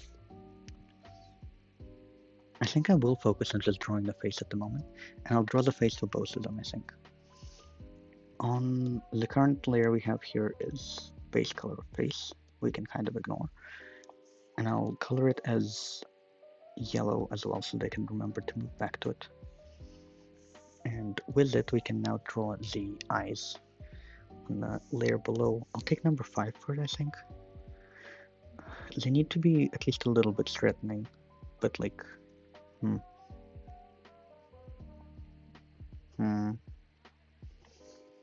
They also have these like violet eyes. I think the idea with them is like those bunnies that are a little bit creepy looking. Oh, that does not look good. I decided to abandon the idea of the eyes for now in order to save myself face. Now, with the actual face, I think it has a mask going for it. I don't. It's. I. Maybe the face is a mask? In which case, I still need to make sure that the. Okay. I'm going to make a layer, make a clipping mask to it, and I will try to draw the mask in a way where the hair will not like be in the way of it. It's a shame that it's not like skin color, because that makes it even harder. Their hair and their face is about the same color, which when you're drawing without line art can be difficult. Hence why I try to exaggerate the like skin color to be this kind of pinkish beige. That, and also it matches the background color and makes it all look cohesive.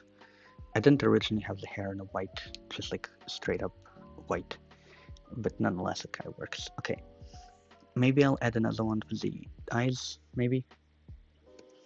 Let's try number 5, and then, yeah, that'll sort of work. But it's too cute. I want it to be a little more threatening. Maybe over here? And I'll delete a little bit of it because it's overstepping its boundary to where an eye would be. There we go. Now, with that, technically we have a nose and like other things to work out. So nose and I guess mouth.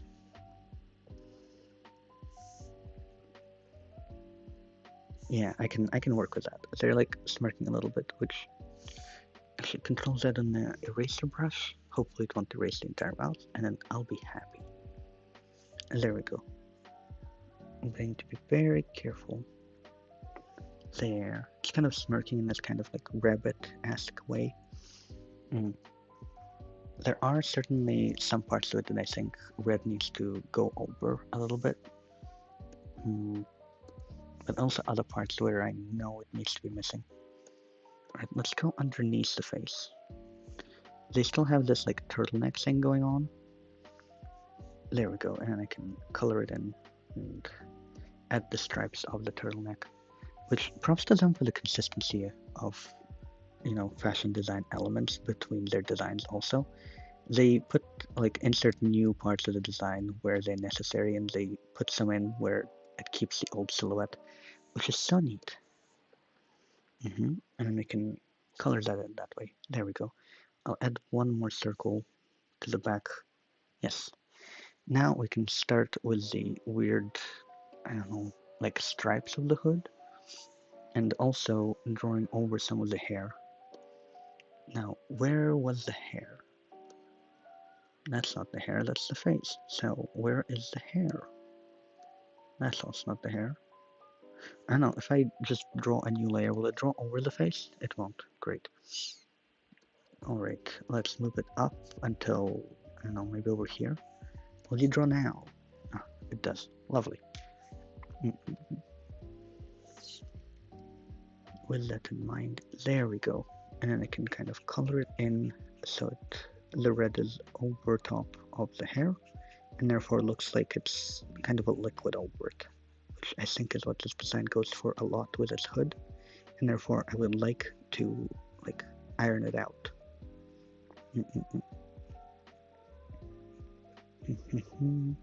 Like so. Oh, marvelous.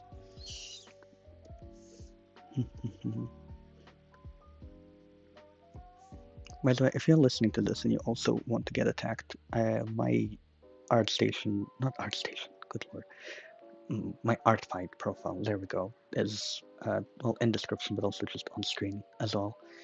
So, at any given point, I can also draw yours. Now, okay, we have a little bit of it bleeding through, and there's some parts that I want to, I don't know, maybe over here? Very nice, and then if I draw more like this, I think that'll also add to the liquid. It drew across everything. That's fine. I'll zoom in now so that we can carefully erase it. And then carefully move along. There we go. Now I'll erase the parts that I don't want colored in, and then before I erase any more, I'll see if I want to color in the remaining parts that I haven't erased. And that'll be quite fun. Quite marvelous. Okay. It drew a line over the hair of the figure with the hood, which I'm currently erasing to make sure that doesn't stay a thing. There we go. We want the hood to go over the hair, but not also have very weird lines through it. That would be a bit odd. We do not want that. Now I'll try coloring in some more lines through the hood and see if it'll make it look more like a liquid. Kind of reminds me of the movement of liquid in like a coffee. Imagine yourself maybe a flat white or a mocha or something. Actually, not a mocha. Mocha has those chocolate bits on the top, and you want a latte, I suppose. There we go. That's the sort of thing that I want to emulate with this hood a little bit, even within the bounds of just using red and pink. There we go. And I'll see how it ends up looking. I don't think it's looking nearly in the way that I wanted it to, but it's... Maybe if I erase a little bit of it. Huh, not too bad. And then I can probably add another eye over here. And then add an eyeball. There we go. Very nice, very nice. Now, I wonder if I should add more to the background of it, so it's like a highlighter for the hair. On one hand, I really don't feel like I should, but on the other hand, it's very tempting. I don't know. Maybe I'll try a couple more lines and see how that works.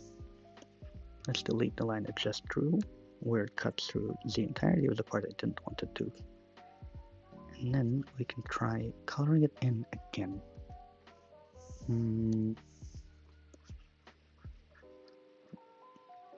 Right. Oh, I'm drawing over the hair, which is not great, but I will be able to erase it afterwards, which is something that we can work with. Alright, there we go, and then let's erase some parts that are over the hair. I don't actually remember where is it? Oh, there it is. Okay, Control Z. Hopefully it listens to me soon, and in doing so I can, there we go, add a little bit more. Nice. And I can try adding more of the background. I don't know if this is looking the way that I want it to. Maybe? Strong maybe. Well, let's try some more and see how it goes. Oh, I dug a little too deep with that one into the hairline. There we go. Fixed it. Now, more of the outline. There we go. It really reminds me of like being in, what's the lowest grade of a school? I don't know. And learning how to color in. Because they'd teach you to color in outside the lines, and then you color in within the parts that you have just outlined, I suppose. Which honestly was something I've only noticed once I moved places. When I was in my first country of residence, that wasn't the way that people colored in, at least not as commonly. That being said, the education there is taken a lot more seriously from a younger age, so we don't really do coloring in class, not typically, and if we do, we all have our separate desks, so you get less of an observation point on what other people are doing. So perhaps it could be, that I simply didn't notice or something. I always colored in just like in straight lines with good control of my hand instead. And I'm sure at one point they didn't have good control. But that is between me and the tens of different ripped out magazines that I've tried to color in when I was way too young to be doing any of that. That being said, maybe don't leave things that are easy to break within your child's reach, or at least don't be upset if they do, if you have. I think it looks nice. Let me zoom in once more to see the entire picture and how it looks with it. And then, if it'll generously let me move around, that would also be ideal. Just truly, truly ideal. Hopefully soon. That would be lovely. Very nice. It actually did end up looking exactly like I wanted it to. The hood has this mocha thing going on for it. Oh, it's so nice. And because it digs into the hair a little bit, the ears also feel like they might be coming from the head naturally. which is good. I'll add a little bit more of our like light pink lines throughout this entire drawing, I think. Mm. But there's also there's also parts of it that I know I need to kind of geometrize with the face specifically. So let me go down there. Is this the face? Ah, it is. Let's add another folder because this is where the part of the face is kind of like a mask. I would make it more white, but I'm way too scared of it blending with the hair. Oh, and of course there's also a dark red for some reason. I'll check what it actually is because I know it's like an upside down cross, maybe? I don't know if it's upside down, it's just a cross. So let's try something. Does that work? Let me see, because the point of my pencil in the moment is stuck with it. I guess it does. It's fine.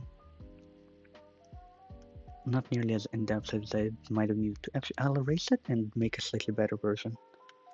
Right. Let's select our color. Let's have it cut across the cheek, and let's have it cut horizontal. Now, let's see how it turns out.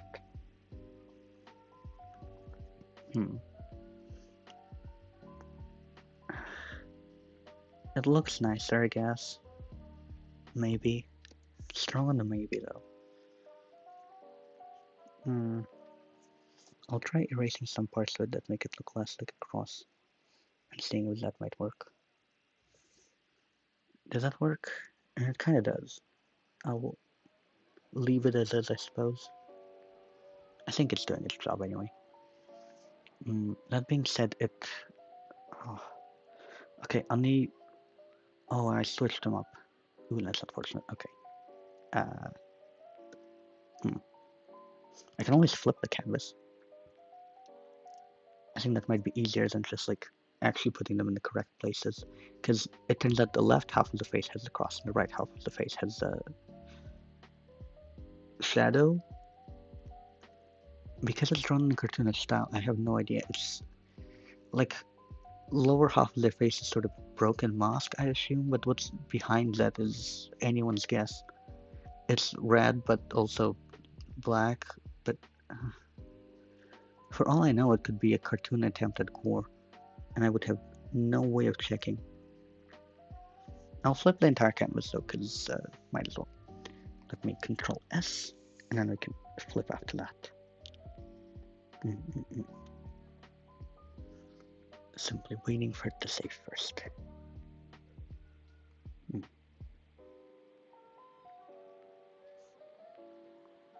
Soon. Any second now. Any second now, it'll do as it's asked. I guess I'm glad it has a personal opinion. Now let's flip it horizontally. You can do so in the edit menu of Clip Studio if you are using it. And then we wait for it to do that exact thing.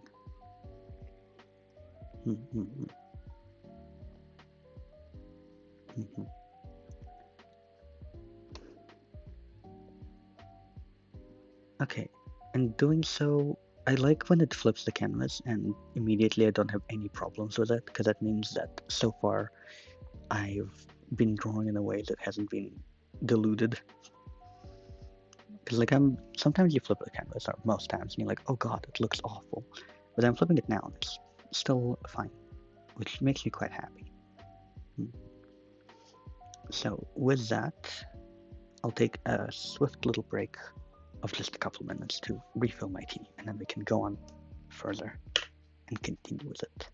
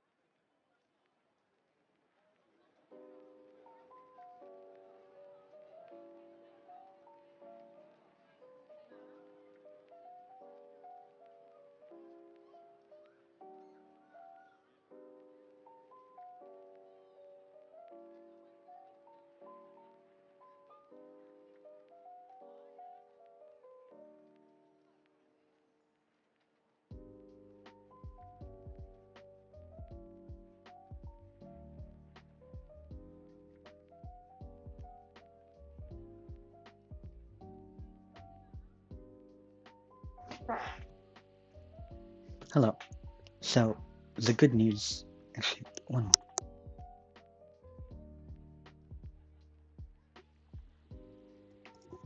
I have gotten my tea. I just accidentally sat down in my chair in a way that still makes it creaky. It's like a really old spinning chair that was originally designed for kids, so it's shorter than my desk. And it turns out when I sit with it on good posture, it does not creak whatsoever. But I sometimes forget to do so because I like to sit oddly in a way. Mm-mm. I'll change the poses for it all the time because I get fiddly. Now we have. Uh, I really preferred looking at when it had the visual balance, and it currently doesn't. And it annoys me. I don't know why it doesn't in my head anymore, but I can fix it. So let's grab over here is where the scythe is. With the scythe is this dark burgundy. I love how it looks kind of gray in this context sometimes. Perhaps more to me than to you, because I have a slightly higher contrast setting maybe, or brightness on my tablet. Depending on what screen you're looking at your digital artwork on, it'll occasionally look very different. So that's something that I always try to keep in mind, at least a little bit. Mm. If I look back at our original reference to what that size looks like, let's see. Oh, okay. I'll try to emulate it in the drawing. Hopefully it'll wake up soon enough to actually do so. Right. And then there's this back part also, which flips off into sparkles as well. I'm trying to iron out the sparkles a little bit. Oh, and it's connected between things as well, which isn't good, so let's disconnect it once more. Oh. Saying disconnect makes it sound like I'm separating one part of line art from its family, but it's still connected, so not true. Not true at all. I think the top also goes into maybe a sparkle shape, but it's hard to tell because it's cut off by the reference. But we'll just also have it cut off ourselves, which will be fine. Now I can start coloring it in proper, hopefully. Right. Only downside with it is that it gets a little difficult to color in the curves. So I'll just erase some parts of them because they end up quite choppy. There we go. Almost perfect. Wonder if I could make it perfect. Maybe. There's some aspects of it. One and then one more over here. Right. I wonder if I should make the outside blue or black or just keep it red. I do want to have a sort of border, but I'm not quite certain what to do with that border yet. It doesn't help that the character doesn't have any lore I could peep either. I'll try and looking at the mystery reference. Ver mystery match scene. Okay, so no further knowledge. Okay, I have no idea what they do. I think they kill people, maybe. Although, what's the definition of people? I think they're like a bunny, right? And if they are a bunny, do they kill other rabbits? We have no way of knowing. I think it's turning out quite nicely for a vector piece, actually. So far. There we go. I don't like overcompensating it on occasion, but I can sort of work with it and prevent it from doing so by knowing exactly what it will do and overcompensating it for it in my art. Oh, lovely. There we go. And then last little bit, number 5. There we go. It's okay. It's nice. It does its job. There's some parts where I do want it to be a little stricter, I guess. Let's turn a number 7, drop it to here, and then hold it until it becomes a straight line, because that's a new thing Clip Studio does. If it'll let me. Please do the thing you always do. No, it doesn't. Alright, Control Z. I find it inconvenient when it does it on accident because I just happen to hold my brush over there for a while. Perhaps if I hold it long enough, it'll straighten out. No? Strange. Control Z then. Because the size is closer to us, and so the handle needs to become thicker the closer it gets to the head of the sai in order to... God, it's such a shame they can't pronounce the TH letter very well. Because there's size, I suppose, for the instrument for growing food and, oh, actually chopping it off, harvesting it. Harvesting food and I suppose in this case killing people. Odd enough. It's funny because the actual, like, instrument that was used in both, what's it called? Not harvesting, but like, farming. That was used in both farming. This was farming of cattle, though. Farming and actual military action was the, what's it called? Poleaxe. There we go. Which is a very funny name considering its main function was the more hammer-like side of it. I'll draw like a quick sketch on what a poleaxe looks like. Although I'll try not to make it look too much like a halberd, because that's my favorite weapon and I keep forgetting. So over here, and then there's this kind of like thing, and this pommel over here was made for like tenderizing meat, and this one was for like cutting it, right? So that's the poleaxe. The halberd is much cooler, and the halberd was not used for farm work whatsoever. It's a very royal weapon, unlike the poleaxe. Still, they both have their, like, they existed for the same reason. And it's funny that it's not the one that's used nearly as much in media nowadays as a scythe, which is not used for that. Don't get me wrong, it's very sharp and whatever, but like, it was not a weapon. It was specifically for cutting tall grass, you know? It's really aesthetic, but nonetheless, it kind of misses itself. A poleaxe can be aesthetic if you go through it cool enough, but I suppose a poleaxe is much too universal a weapon for that. Because a scythe only uses, like, the sharp side of it, only the blade, right? But a poleaxe, however, has a number of other things that it's used for, and therefore there's times where using a poleaxe would just look cooler if you maybe used like a flail or even just like a strong stick or something, a hammer, you know? You don't have to use all of them. Still can be a bit. I should probably add, let me see how they color in the knife, so they can maybe color the, no, I won't do it. Or will I? I'm really considering how I will color the size.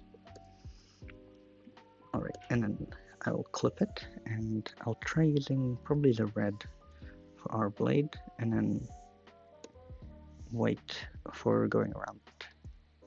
That's the way that they colored in their more simplistic knife, and so I wanted to see if I could follow along. Let's make another clipping layer, because I don't want to get in the way of the outline of the red. And down below, and let's start coloring it in. There we go. The blade itself is a shiny color. It's because the sharp part of the blade usually has less, I want to say less friction, it causes less friction, I guess. Because it's sharpened, it can look less dull, because they'll have more light reflecting off it, and less light just like bouncing into its crevices. Hence why the blade part can often look lighter when you're drawing it than the rest of the weapon. This kind of works, but I don't know if it's for the better. I wouldn't say so. It seems...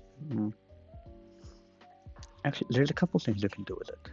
I'll first put it onto a black and white layer so they can start... There we go. This way we're adding like shyness to it. Because there's the parts of metal, you know, where it has contrast as a result of being that shiny. And then let's add a little bit to the really end of it, so it's nice and polished.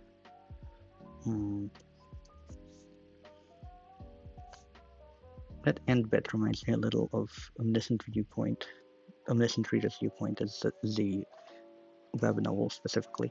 They have physical copies now, so I'd love to get my hands on all of them. I'm only maybe halfway through. The original novel has 500 chapters, and the spin-off probably also has 500 chapters. Last I checked, it was 300 and ongoing, which is a bunch, you know. But yeah, it's, I want to say like a shonen, but honestly, it's such a character-driven story that I almost don't want to. That, and it's also about, well, reading in general. It's got a meta-narrative thing going on the further you get into it, and you only realize it sometimes in hindsight, which is so cool. It's made to be a book that you can reread and find something new every time. At least a lot of people have gotten that same experience with it, which is very neat. This looks like candy now, the way that they've colored it, which does not spark joy. But I'm not certain what else to do. Maybe if I like make it pink instead. I don't know. Let's color this part in so it no longer looks weird. There's two things we could do here. We could either A, use the pink on the shiny parts and see how that works, which might work for us. Let's wait for it to repeat all of my motions. I think it might be working. Yeah, I can live with that, I guess. Now, one of the arguably more important things I want to do at the moment is the border. So let's select this thing. Let's hide it so that we don't have to bother about it. Let's go forward to... I don't know if I want to go forward. I think I will put it at the back for now being a keyword. But I will also take into account the, like, shin. Where is it? What color are you? Ah, correct. Okay. With that, let's put this here. There we go. That part is now blacked out. And now I can put it in front of everything. Let's drag our border forward. Hopefully to the very top and not just to the second best thing. Won't it? Up, up, up, up, up, up, up, up, up, up, up, up, up, up, up. And below the size. There we go. I'll look at the original drawing of the first design as well. I think it's got like a shoes thing going on, but the shoes thing is a bit ambiguous. Yes, it does. Oh, wonderful. Now let's grab size number 5. And let's draw the ambiguous shoe thing in. Great. And then I can erase parts of it. Carefully. Carefully once more. Yes, there we go. Oh, nice. Not half bad. I might draw the ears in that same like type of dark as well. I think it's turning out good.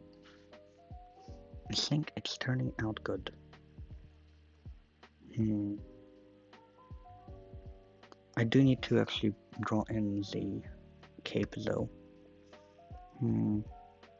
Alright, let's go underneath all of this, like all of it, to over here. And then I'll draw the underside maybe in white as well, but that it might also take away from the viewer. I don't know, I'll try white first, or maybe I should try light pink. Decisions. Light pink might be difficult though because of the like color of the legs. Oh, it's not. Okay, that's fine. Right, let's color it in carefully. Yes. So there we go. Very carefully, trying to leave no gaps in between. I'm coloring in the part where they're stepping out of from under the cape in a lighter color so that we can see it being like a different world thing going on. You know, it's not the same as the background color, and that can be useful. There we go. I don't know if that's the colors they would go for, or if it would be like a white. Let me try a bigger color with white. Let me try coloring the entire thing with white, actually. Now I wait for it to catch up. The entire thing with white doesn't really work. I think pink is incredibly better. Unless I make the cape pink, in which case, maybe? Probably not, right? Maybe. I don't know. Let's try a couple more things. First and foremost, I know where our cape is because of the. Or do I? Yes, I do. Okay. I'm going to go over there and we're going to color part of it in pink. This is not that. That's the head. Now over here, what do I do? Face. Also not good. Go further. What are you? Wrong side of the cape. Oh, right side of the cape, actually. Okay. Great. And you are the correct size, so let's try making sure it's actually proper. I originally drew it in a dark thing because I was doing line art, but now I'm starting to think whether or not it was a good choice. You know, maybe it was actually good for it. Now I just wish for it to actually move to where it is the most needed. It might be a good choice, but only in partial. Yes, yes, yes, there we go. And I'll erase a little bit of it where it infringes on the skirt because we don't want to do that. There we go, much better. And I will also erase the parts of the pink where it kind of isn't front. We don't want that. There we go. Now we can start drawing more of the folds behind it. And to do that, we can't just go to the bottommost layer. And just go to the next one up. There we go. That's something. And it is at this point we can start kind of pointing out the ways where the fabric is bunched up because they're holding it. We need to make sure it's very careful though, and it doesn't touch in between where we don't want it to. There we go. Kind of nicer. Very good. Maybe I'll add a little bit over here where there would be a fold in between two, I don't want to say maybe battling bits of fabric. There we go. That seems like a much proper word for it. And then an eraser color so that we don't have to go through this. It's okay. Let's try some more. Right. All of this is being done in light pink, so there's a little confusion on it.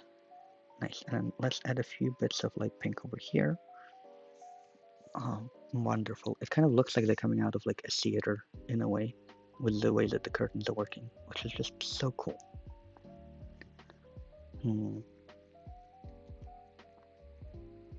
Now for the background, though.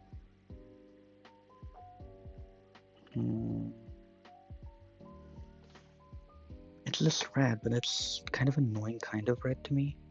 Actually, why am I thinking about the background? We have better things to worry about, such as the face, first of all. Now, where is that one little face? Over here? Wonderful. Let's add eyes to it. And once more. Wonderful. And now we can color these same eyes purple. Which doesn't go with our color scheme at all, but maybe it'll be a good focal point. You know? Because this entire time, everything is kind of aiming to guide your visions towards this character. And so having their eyes a different color from the rest of this could work. Frankly, that character itself is breaking the color palette quite a bit, which I think is good, because they're coming from a different world where there's less of a color palette, you know? It could be really cool. I'll try adding a slightly lighter color underneath the eyes though, just because then they can make sure the purple of the eyes kind of pops out a little bit more.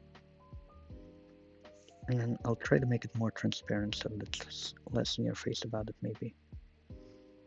Maybe not. Let's try again.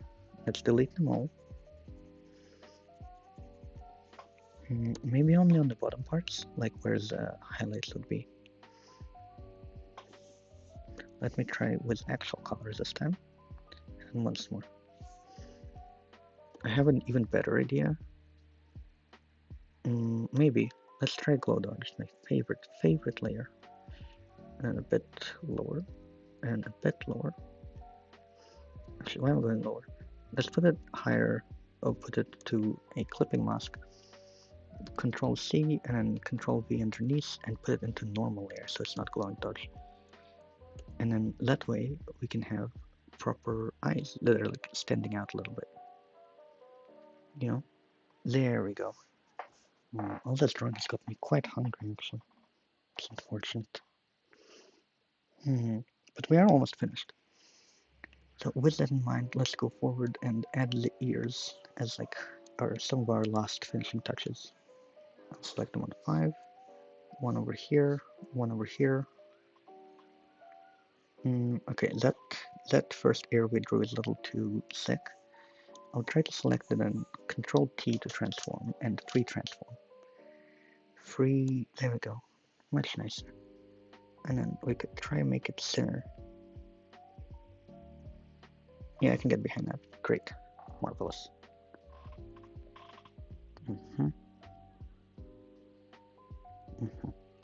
Control D. There we go. And then I'll zoom in to color them all in.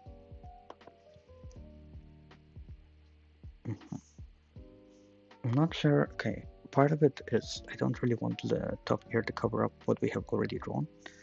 And I know the bottom ear will not cover up the backhand and the handle of the size. So I'm trying to carefully erase that part of this line art. Very carefully.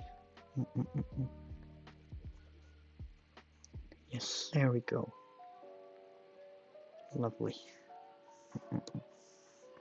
Now, and then once more to the background of it all. It isn't doing it in eraser color. Let's just wait. There we go. And then carefully, well, maybe not so carefully, but it'll do. And now we can start coloring it in proper. Around the diamond-shaped handle. Yes, quite nice, quite nice. And once more around the diamond-shaped handle. I'll check some more things on Artfight as I'm considering what my next, what do they call it, attack will be. Although I suppose I would probably have to, what's that? I don't know. Alright, nothing new on it so far, so I'll have to go with my bookmarks, which is good that I have them, in plural. Although, what I was meaning to say was that I probably need to grab a little bite to eat during the longer break in between after I'm done with this particular one. There'll be a longer break between the different attacks. There will be plural of them, which will be good. It's funny how the software today is behaving a bit worse than yesterday, but I think I'm getting good enough at handling it.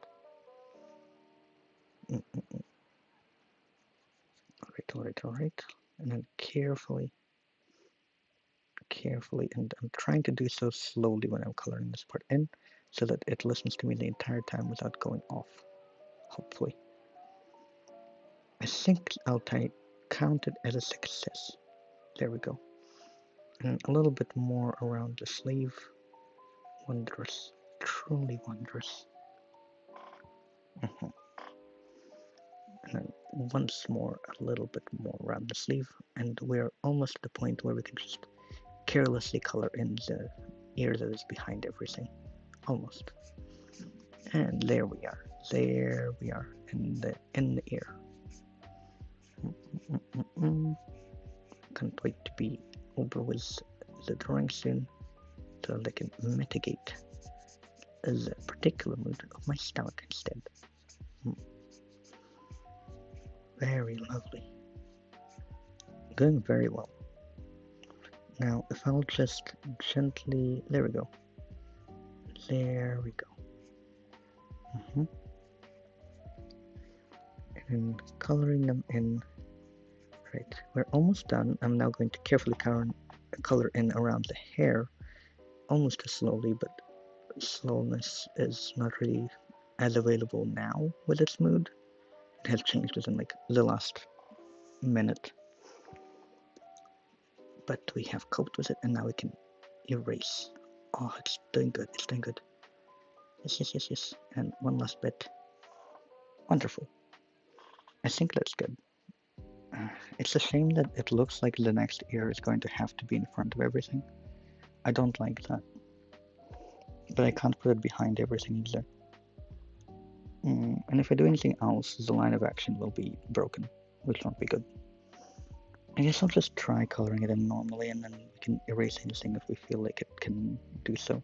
Because I put so much care into, drawing that arm. Probably not as much as the other arm, but still.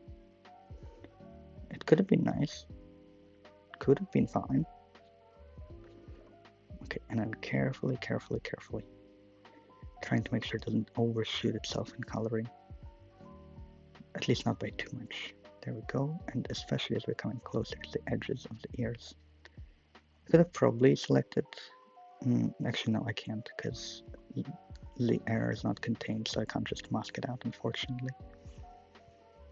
Close, though. We're getting close. Quite close.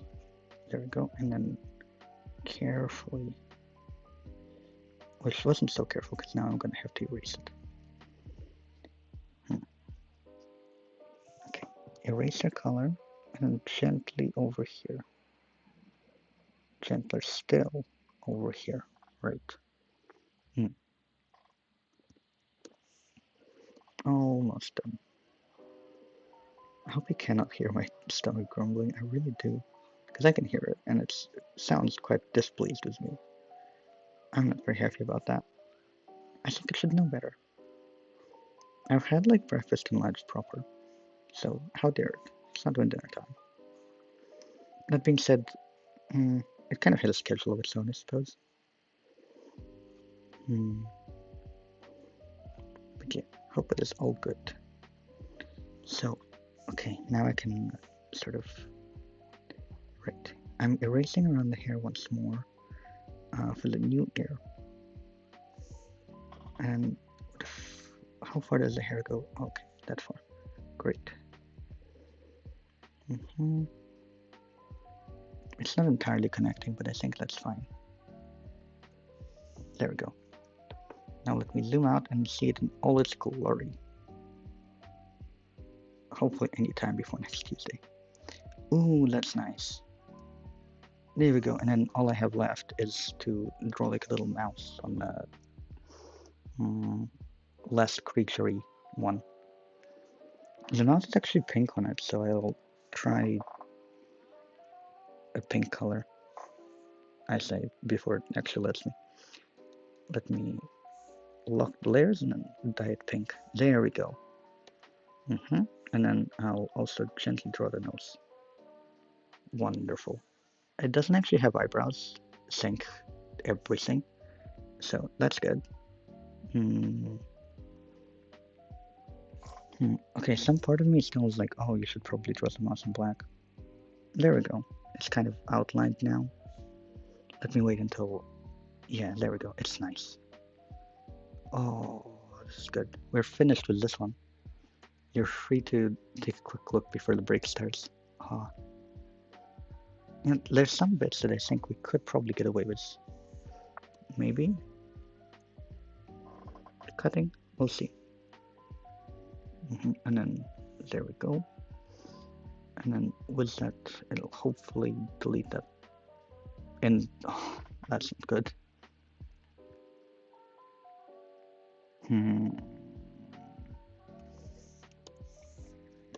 Let's try to go this way. Control Z. Maybe if I inverse the mask and then show it up. Yeah, there we go. It's a bit thinner now. That's good. Nice. Nice. Alright, we do have to take a break. And we'll be back in about 15.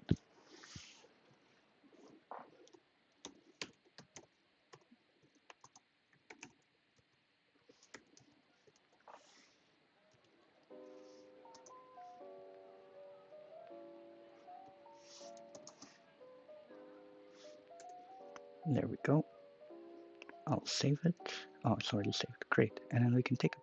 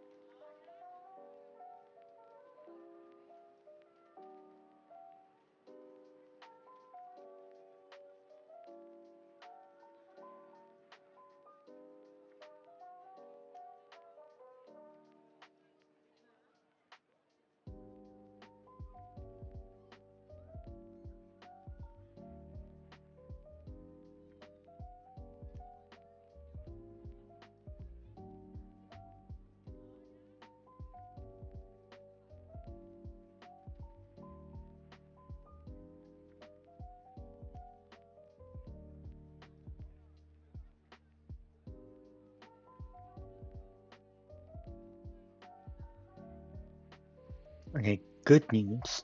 We're back. Hopefully you'll be stationed now.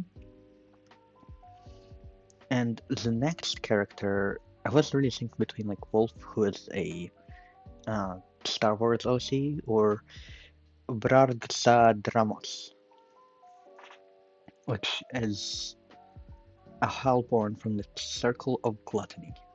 Hmm, hmm. So pronouns are they, them, and he, him. Species is Hellborn. What that means, I'm not quite certain. I think that's like a demon, probably, right? Or suppose like a demon lord or a representation of sin, you know? Anyway, born in hell, right? Height, it's 210 centimeters, which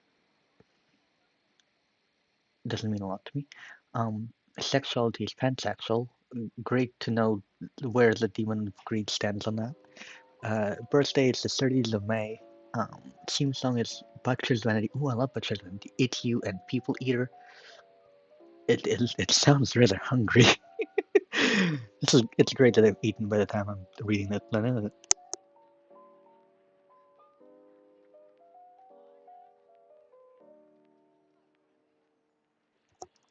Now the next parts are written in a rather small font, and some of them are written in white, and I am using white mode, light mode, for Artfight, so that's a bit hard. I'm gonna have to zoom in. Brargsa Dramos is a demon coming from hell, as opposed to demons coming from heaven. I suppose there are a few that's in there. They're like, I don't know if you constitute Satan as a demon, actually. Because the lore of that one is that they used to be an angel and then they got damned to hell for whatever reason, loosely. So, there actually quite a few demons also come from heaven.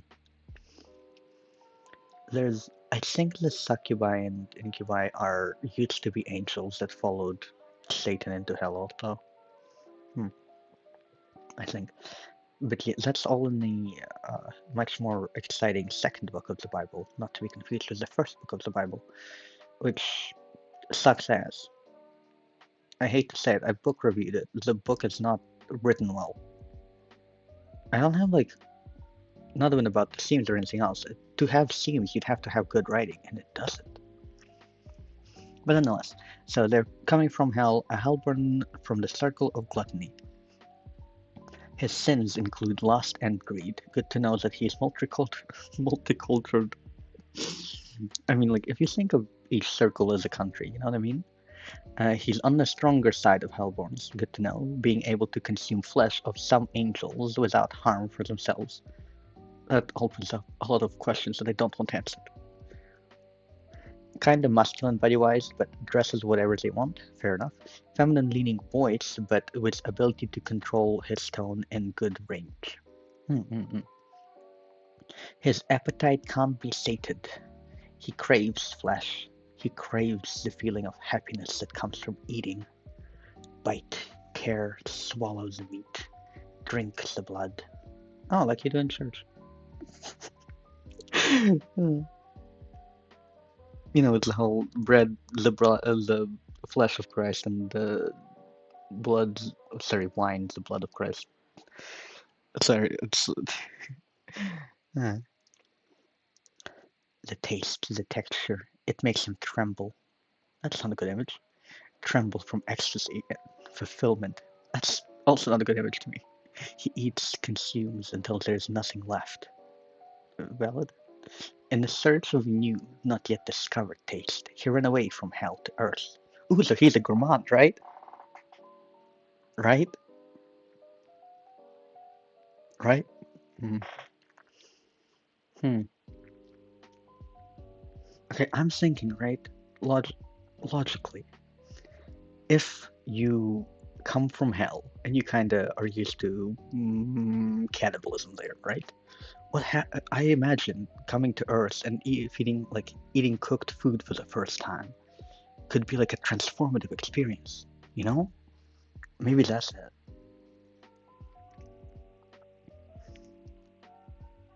We can fix them, guys. We can fix them.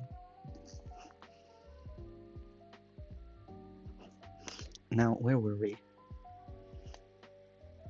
Right. An angel filled with despair became his new favorite dish. Oh, okay, we can't fix him. Uh, I mean, I knew it, but like, damn. Okay, let's see. Its unusually bitter flesh felt amazing. So, bitter? That's what we're going for. Bitter. Bitter. You have so many different, like, colored flavor palettes you could have been choosing from. Not the OC creator, of course. They're doing an amazing job, and it's good for building, like, an image of them. I meant more like if we're treating the character as a real thing. The character could have had so many choices. There's spicy, there's sweet, there's savory, there's sour. Why are you going for bitter? You know? And new. Ah, that's why. So he went and found himself a worse dish, and now he's. Actually, that kind of reminds me. It's kind of like people who smoke cigarettes in it, because it tastes bad, like objectively. But I guess it doesn't taste like anything else, so. Hmm.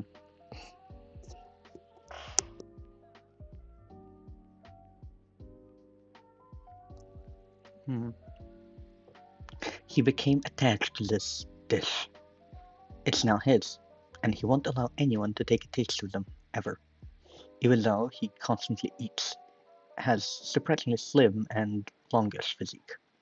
Also pretty flexible body and stretchy skin, able to twist himself into unnatural positions. Oh, he also has Ehlers-Danlos syndrome.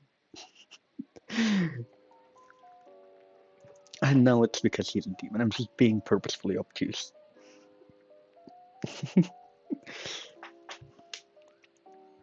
His nose doesn't have nostrils. His actual nostrils are dots above, near his eyes. Oh, like a Dick Dick. That's cool. It's a type of like deer. They're very tiny and cute and also kind of unnerving looking. So the tip of the nose just mimics it. Okay. Not having actual openings for breathing. The white strands above his forehead are more like little scattered feathers, not graying roots. Okay. Has bearded vulture, snake, and hyena features combined. Oh, he could have been a Dick Dick though. Vulture for the overall theme, snake for the large mouth and stretchy throat, fair enough. Hyena for legs, which are paws. Okay. Hands have 4 fingers with slight bird structure. Okay. And there's like a image of them standing creepily in the darkness, which fair enough. He's watching you. Oh, sorry, I forgot to read that plus. Okay. Please draw him with Tefiero, I beg you.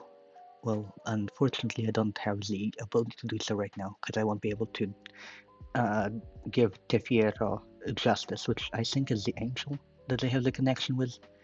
I can't, because the angel I would have to do an actually good job with, versus just drawing him on his own. I can at least draw him as a monster, and therefore it's less critical. Gore analog horror is very appreciated and encouraged. Good, that's what we're doing. Artistic nudity and suggestiveness is also awesome and welcome. Not what we're doing. Maybe. Probably not. This guy is cannibalistic. I gathered that from the 4 times. Obsessed with eating flesh and blood, etc. Do whatever bloody hell you want with it. Go crazy. Extreme war, guts filling, violence is all nice. Please do. Let's read the global permissions on dotes. Ship art, not canon characters. Don't do that. Overly suggestive fetish themes, let's not do that. Gender swap, species swap, etc. Change key points of character. Age change, unless character has a child adult version. Out of character depiction. exceptions to chibi that may, for example, portray a grumpy character in a cutesy way. Okay. Well, we are doing something terrifying with it, so not our problem. And okay, gonna have to do this thing again, where we select the entire canvas, make it in 2 inches, or maybe a full 5 actually.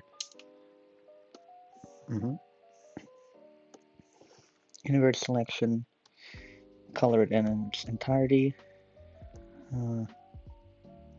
See, I just ate, and yet my stomach is not sated. I suppose it's getting into character for this demon thing. Now, Control T, Alt Shift.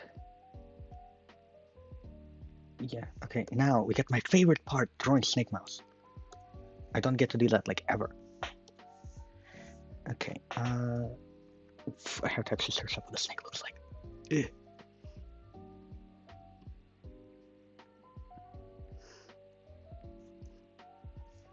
Oh, I think before we start on that, actually, I can get behind some of the rudimentary sketches of what I want to have on here.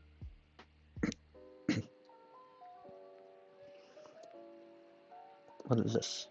No. Okay, let's put it underneath the layer. There we go. Nom. Nom yum yum. Sorry, I'm drawing the mouse with some teeth in it. Okay, and then like a hand to the body reaching out, except the body is like tiny. Yeah, sure, just forgo anything that I have just drawn. Yeah, fair enough. Okay, and then we're gonna have to off-put the body a little bit so that it's close to the center. Wonderful. And I don't know, eyes.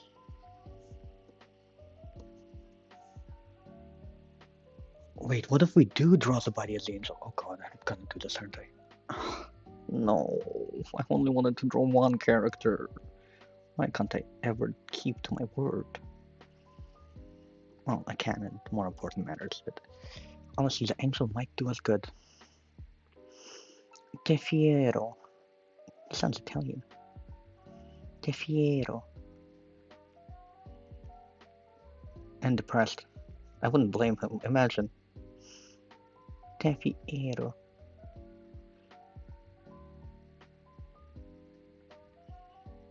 Te fiero. They're so pretty, but they're gonna look really cool when I'm done with them.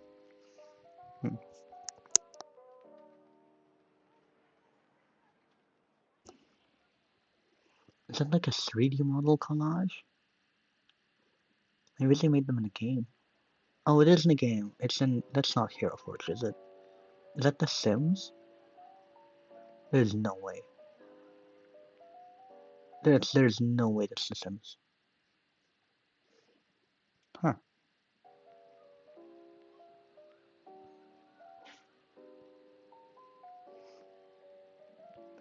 Alright, so Te fiero. I can't tell what they're wearing now. Like vague white robes was. Okay.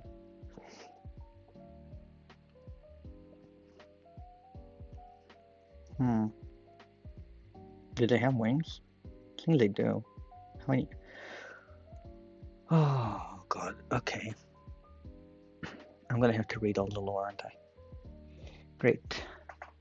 Te fiero is an angel from my reality check universe.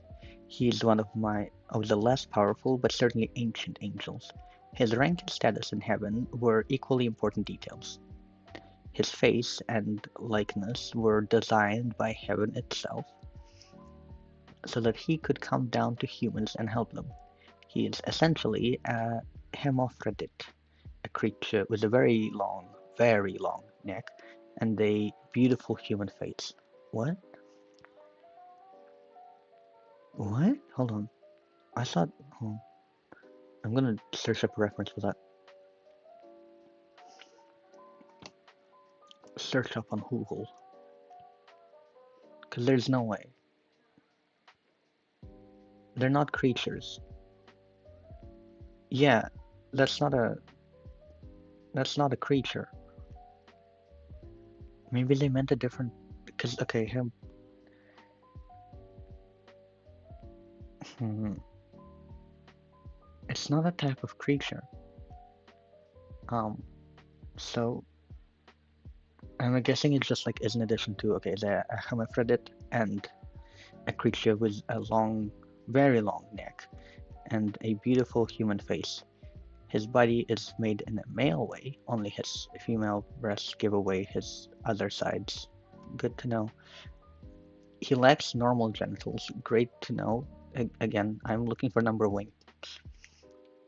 Basically, there was no point in them at all. Fair enough. Why would heaven give something so mundane to a normal angelic body? Good question. That being said, what didn't they do? Like other holy beings, he also has his own noble goals. He is a healer and parental figure. Can we know to what? I'm not going to say to who, to what specifically. That's why he has female mammary glands and his voice can change. Oh, okay, that kind of makes sense. I was wondering about that. From a gentle mother's voice to a loving father's voice. I mean, it's a range. For some reason, I feel sorry for this thing. Seriously, was that a plus for him? More no's than yes. At least he was right in feeling sorry for it. Not everyone is destined to get to Earth. He did, but the old centuries are wild times, where such a creature seemed not a messenger of heaven, but a real devil. This is what broke the notes of hope in people in a peaceful angel. Over the centuries, he became a complete phlegmatic, broken by apathy. Oh, dear. He wandered the world in rags, unable to shelter anyone. He decided that instead of them, he would just be a man. Never mother, never father. Oh, okay. Hmm. The only thing left for him is to feed his body to wild animals. He can easily restore his body parts, so maybe the needy really needs this? At least it was until one insatiable demon shouted that he was just his property. Now they wander the world together, a confused angel and his evil demon. This is toxic yaoi, I suppose. Now the height is 192, belonging angel, full stop. That's so sad. Gore artwork is welcome according to moderation standards. Artistic details are quite characteristic of him. Show him as phlegmatic, peaceful creature, please. Hmm. Poor thing.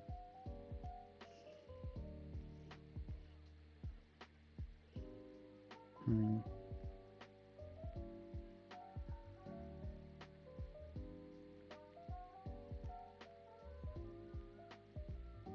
What is the romantic? Oh, okay, right. Center on the character accordingly any content that violates the rules. Fair enough. Okay, we have we have our two creatures. Now to a snake opening its mouth. Snake mouse open.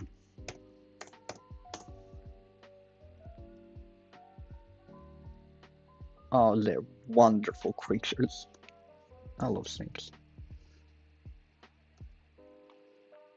Mm, a little bit more, I guess, in depth than that, but we can work with it. There's some that are clearly not real snakes in these images, but they might be better for artistic inspiration, maybe. Hmm.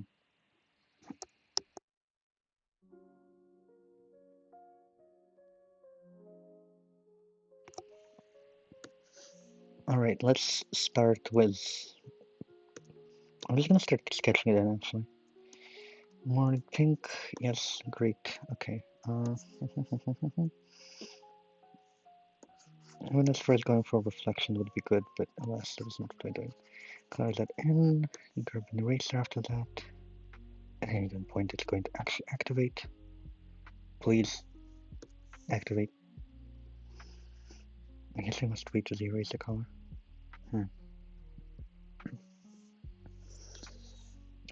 But Excel will always be with us. Please. I'm not asking for too much, am I? Please. Come on. Click on it. We cannot be doing this.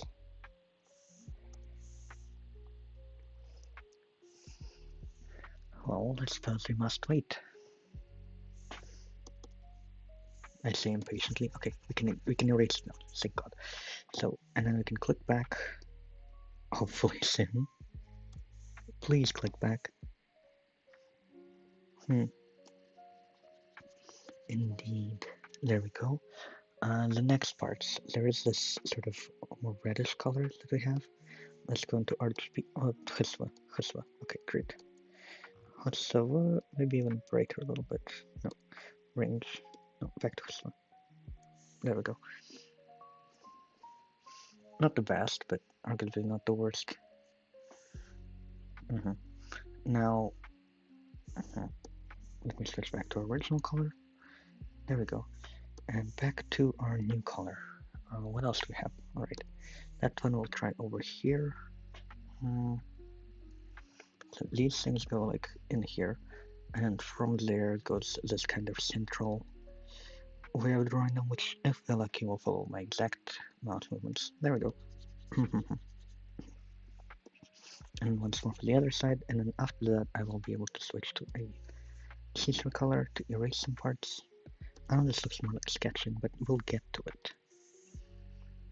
Hopefully soon it'll switch again to the eraser color. Any second now. There we go. Lovely. And then over here like so. Wonderful. And it also has a few moments where it follows those same like light pink colors in it. This will eventually be overtaken by shading, but until then we have quite a bit to do. Now there's also a slightly white sort of color at the really back of it. There we go. Now, if only I could use pen pressure, this would be so much easier. Perhaps I'll try. Very nice. Now, so the way that it kind of looks is a little bit this way. Let's move a little bit more of the white onto it. There we go. And then a little bit more once again. And then move some of the white onto that. It's not nearly as perfect, but it could do the job nicely. There we go. Now, with that, there's a bit of purple and other colors also going into it. I'm gonna have to, let's Control T and then merge it in a little bit, perhaps. Any second now. It'll actually do as is requested. Okay, so double click, free transform, squish it. I would love to be able to like shift squish it, but alas we can't. There we go. Maybe even something like that. Yes, not too bad. Now there are a pair of glands on either side of this thing, which are sort of like a light purple color. I'll even try to make it a little bit more blue as RGB. There we go. And the glands themselves can be, I know I'm exaggerating a bit when I'm drawing it this way, but the main point is the shape rather than anything else at the moment, because again, we cannot afford to be accurate right now in the ways that I would like. Now, if it'll only activate the eraser color once more, we will be able to do something quite nicely. There we go. Alright, and now back to some of the dark colors that come from this. There's one over here, and then we need to move it more towards the color. There we go. That's a bit better. Right, so. Right. That's not too bad. Indeed. There we go. It's non-ideal in some aspects, but it's something we can cope with. And here we can start adding in more of that, like, coral color. Like so. There we go. It's the inside of the snake mouse at the moment is what I'm trying to draw. Keyword I'm trying because it does take a bunch. And some more of that beige purplish color. Not ideal, but perhaps I'll make it work.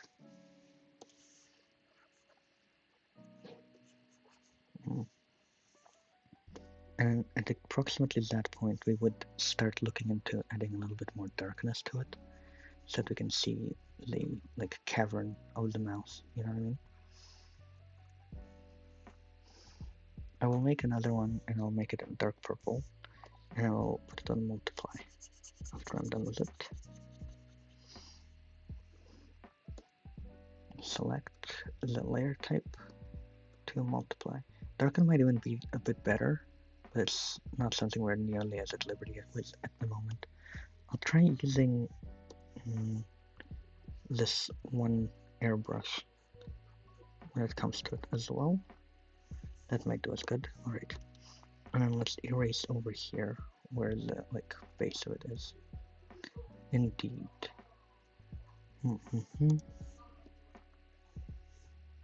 Not perfect, but it can work. And once more to the eraser color, because at the top it kind of drew a line where I didn't want it to be. Great. And now we should really draw some fangs. It's a shame I can't use any of my translucent brushes for this. Let's start with the glow dodge color. It's a little too much. I wonder if it's picking up any other extended noise at the moment in the background. I really hope it's not.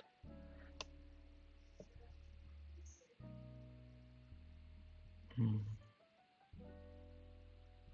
checking it over and I think we're good. Alright, so with that in mind, let's go back to number 10. And with the number 10 we can kind of carve out some more of the fangs, I suppose. Maybe even a little bit through the center. Ah, no, of course not. Not too bad as far as these things go, I think. Now to the actual face of our monster.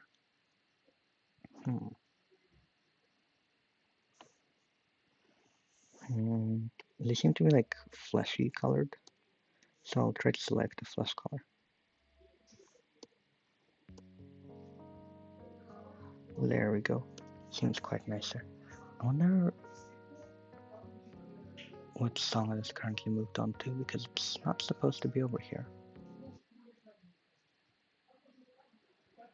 There we go. Much better. Indeed. So, with that in mind, we're trying... Ah, I see. We're still on the glow layer, aren't we? Control Z. And then let's go to a new layer. Where it was? There we go. And to... over there.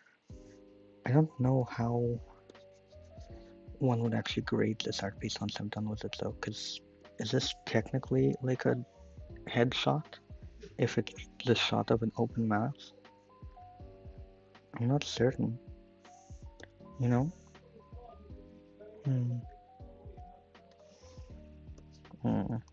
It's less an idea looking at the moment, but perhaps it's something we can deal with. Indeed. Alright, I'll go into the layer below, and I'll try coloring in a bunch of it. Like so. I can't wait to size it all up once I can. It's a little bit scratchy, but I'm slightly distracted at the moment. So there's also a bit of that. Ah, it's moved itself over. That's not good. Let me try grabbing an eraser color. I hope I can finish this art piece because I'm not sure. If the noise outside of here keeps progressing, I might have to end a bit earlier, but we'll see how it goes. Okay, the odd, weird snake mouse thing going on is working out nicely. Snakes, snakes are odd. They're very odd things. They're like teeth are more fleshy because they pop out and they don't really have bottom teeth very much. They're a bit, you know. Hmm. There are a bunch of different species though, so it's. I don't know. Hmm. Hmm. I think I'll do further planning, and perhaps for now. What time is it? So 11 to 12.